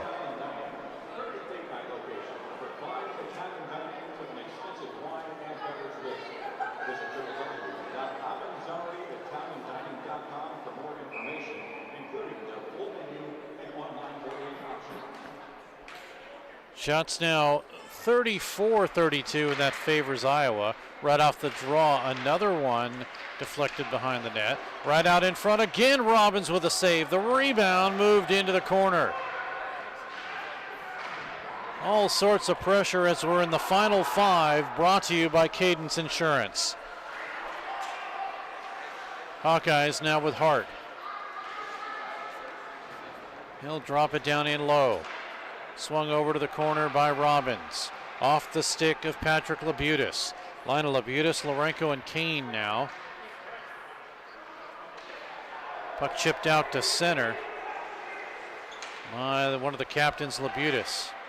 Panthers are able to change, and they have possession now.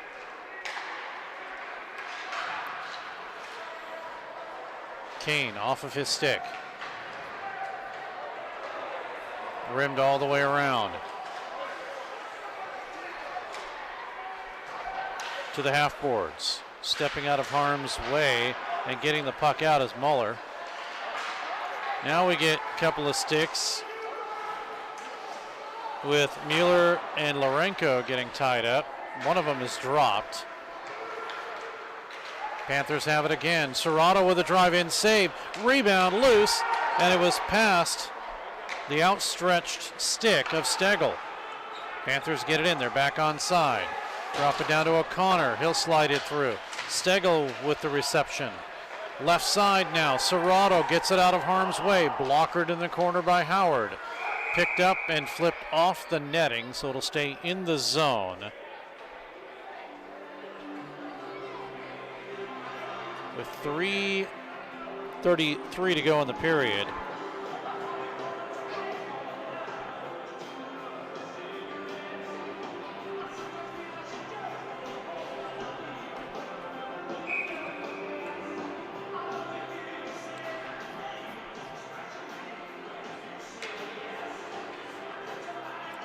Face off to the right of Howard. Serrato, or make that Fournier, can he hold it in? Nope. It's cleared out to center.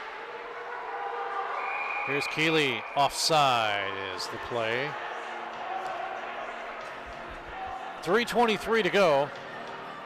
Shots now 35-34 in a 4-4 contest.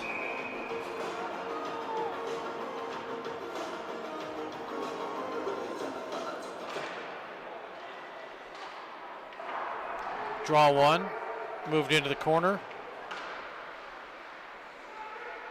Panthers, who have been on their heels defensively here in this period, are able to get the puck out. Cross ice pass, delayed offside. Panthers cleared the zone. Tisdale, who right now has 8 goals and 4 shorthanded goals. Drive comes in, good pad save, steered into the corner by Robbins. Down to 2:48 to go in the period. Panthers trying to break, cannot do it. Now they have a few numbers as they bring it into the zone, deflected away underneath the stick of Caleb Schmitz. Down in low, or phone. Hawkeyes bring it up on the right side, now to the left side. Look for a pass in front of the Panthers bench, and it will be Drury with possession, and 2:13 to go in this period. Panthers have led 1-0, 2-1, 4-3, but they've either been tied or overtaken in this contest by Iowa. Puck stolen by Drury. Drop down in low. Returned by Radish from the right point. Now to the left point. Deflects away where Radish is there. Panthers bring it out to center. 1:33 to go. Drury, number 18 in the Central, 10-5-1. Iowa, number 3, 11-1-1. Panthers are able to get it out to center. Sillenpaw Drury just not able to get anything past that blue line. Salemi. Here come the Panthers. 1 minute remaining in regulation. 1 minute remaining. Getting stopped is Tyler Kane. They are able to keep it into the Panthers. Drops it down low to Kane. After it was held in on the right side by Young Menard. Now Lourenco in. He tries to push his way through with Kane. Hart is there. Tried to break it up. Panthers have it. Serrato with a drive-in save. Howard, as through some traffic, he's able to make the stop. 36.5 left in this period.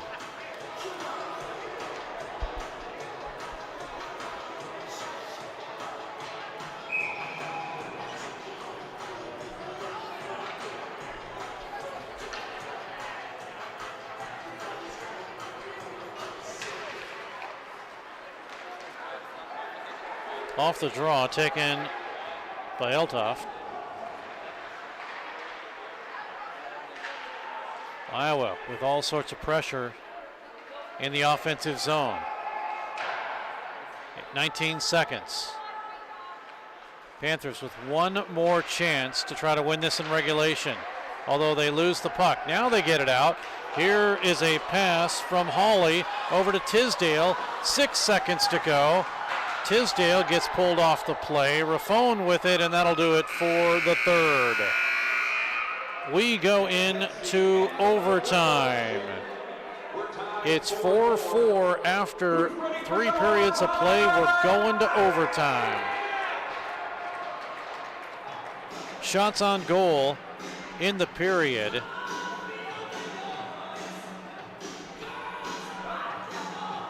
$14 on Howard, 3-period total of 36.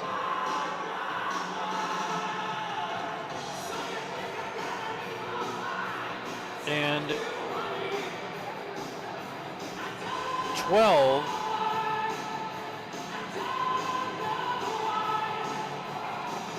with a 3-period total of 35 on Robbins.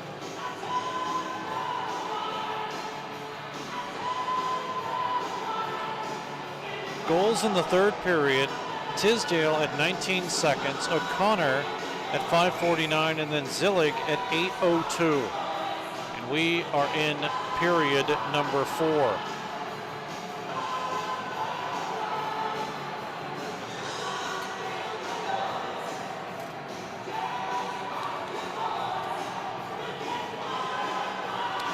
Amari, I don't know if this means anything, but I accidentally, on the scoring part of my score sheet, wrote down the words OT.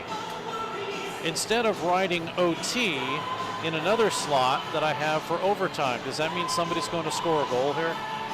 I don't know. That might be bad luck for us, for Drury. It may be. I know you predicted overtime at one point. Oh, yeah, I have. I'm going to knock on wood real quick.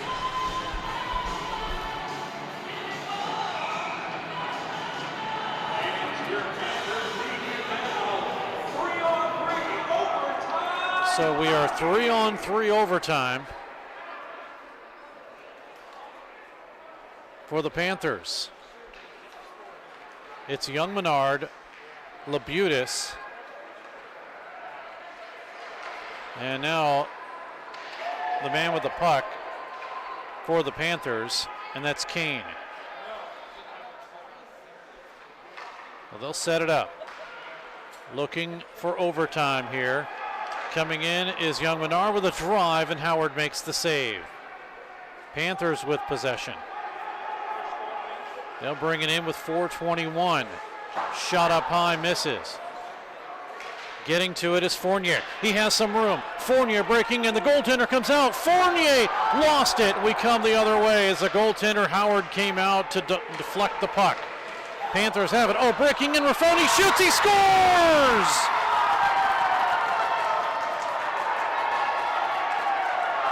"59 seconds into overtime after the goaltender Howard comes out to break up the attempt by Kane, and then Raffone comes back and gets it in OT. 59 seconds in. It's 5-4.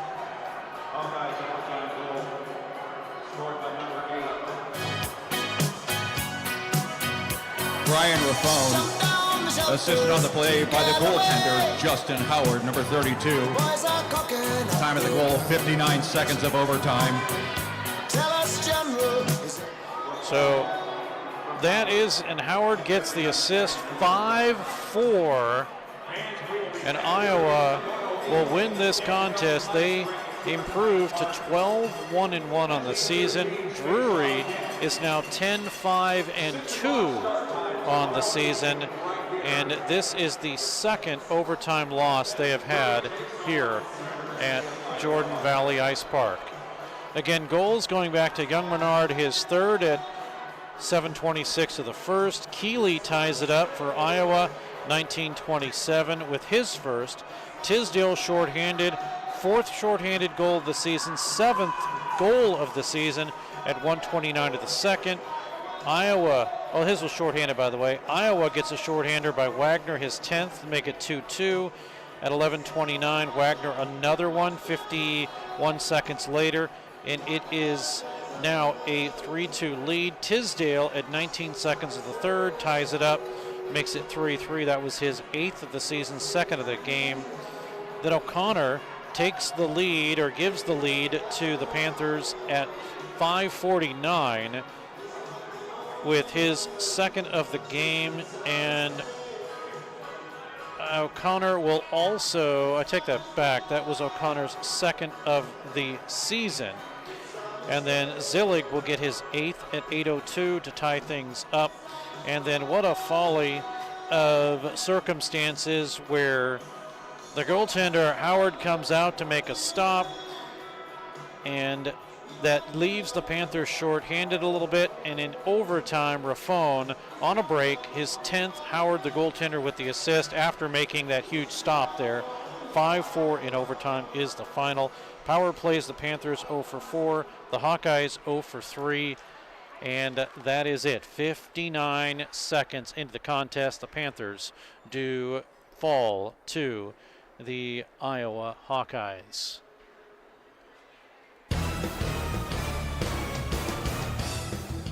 The Panthers and the Hawkeyes tomorrow will have it for you right here on Web Sports Radio. We hope that you will tune in. We'll have the game 6 o'clock Central Time. There's Scott keeping us on the air. Thanks so much, Scott Lutzke. Also, Amari Johnson on camera. Amari, thanks for your great work. Of course. Did I jinx it? Oh, yeah, you did. Oh, man, yeah, I'm sorry. I wrote that OT down in the same spot where I just wrote it down for Raffone's goal. My apologies. Hey, tomorrow, just don't. Yeah, it's a new game tomorrow. That's right. For Amari Johnson and for M. Perkins doing some on-ice work, and Scott Lutzke keeping us on the air at home, I'm Steve Casson. Thanks for tuning in. We will see you tomorrow. Once again, the final score in overtime. Drury loses by a count of 5-4. They are now 10-5-2. Until tomorrow, good night, everyone.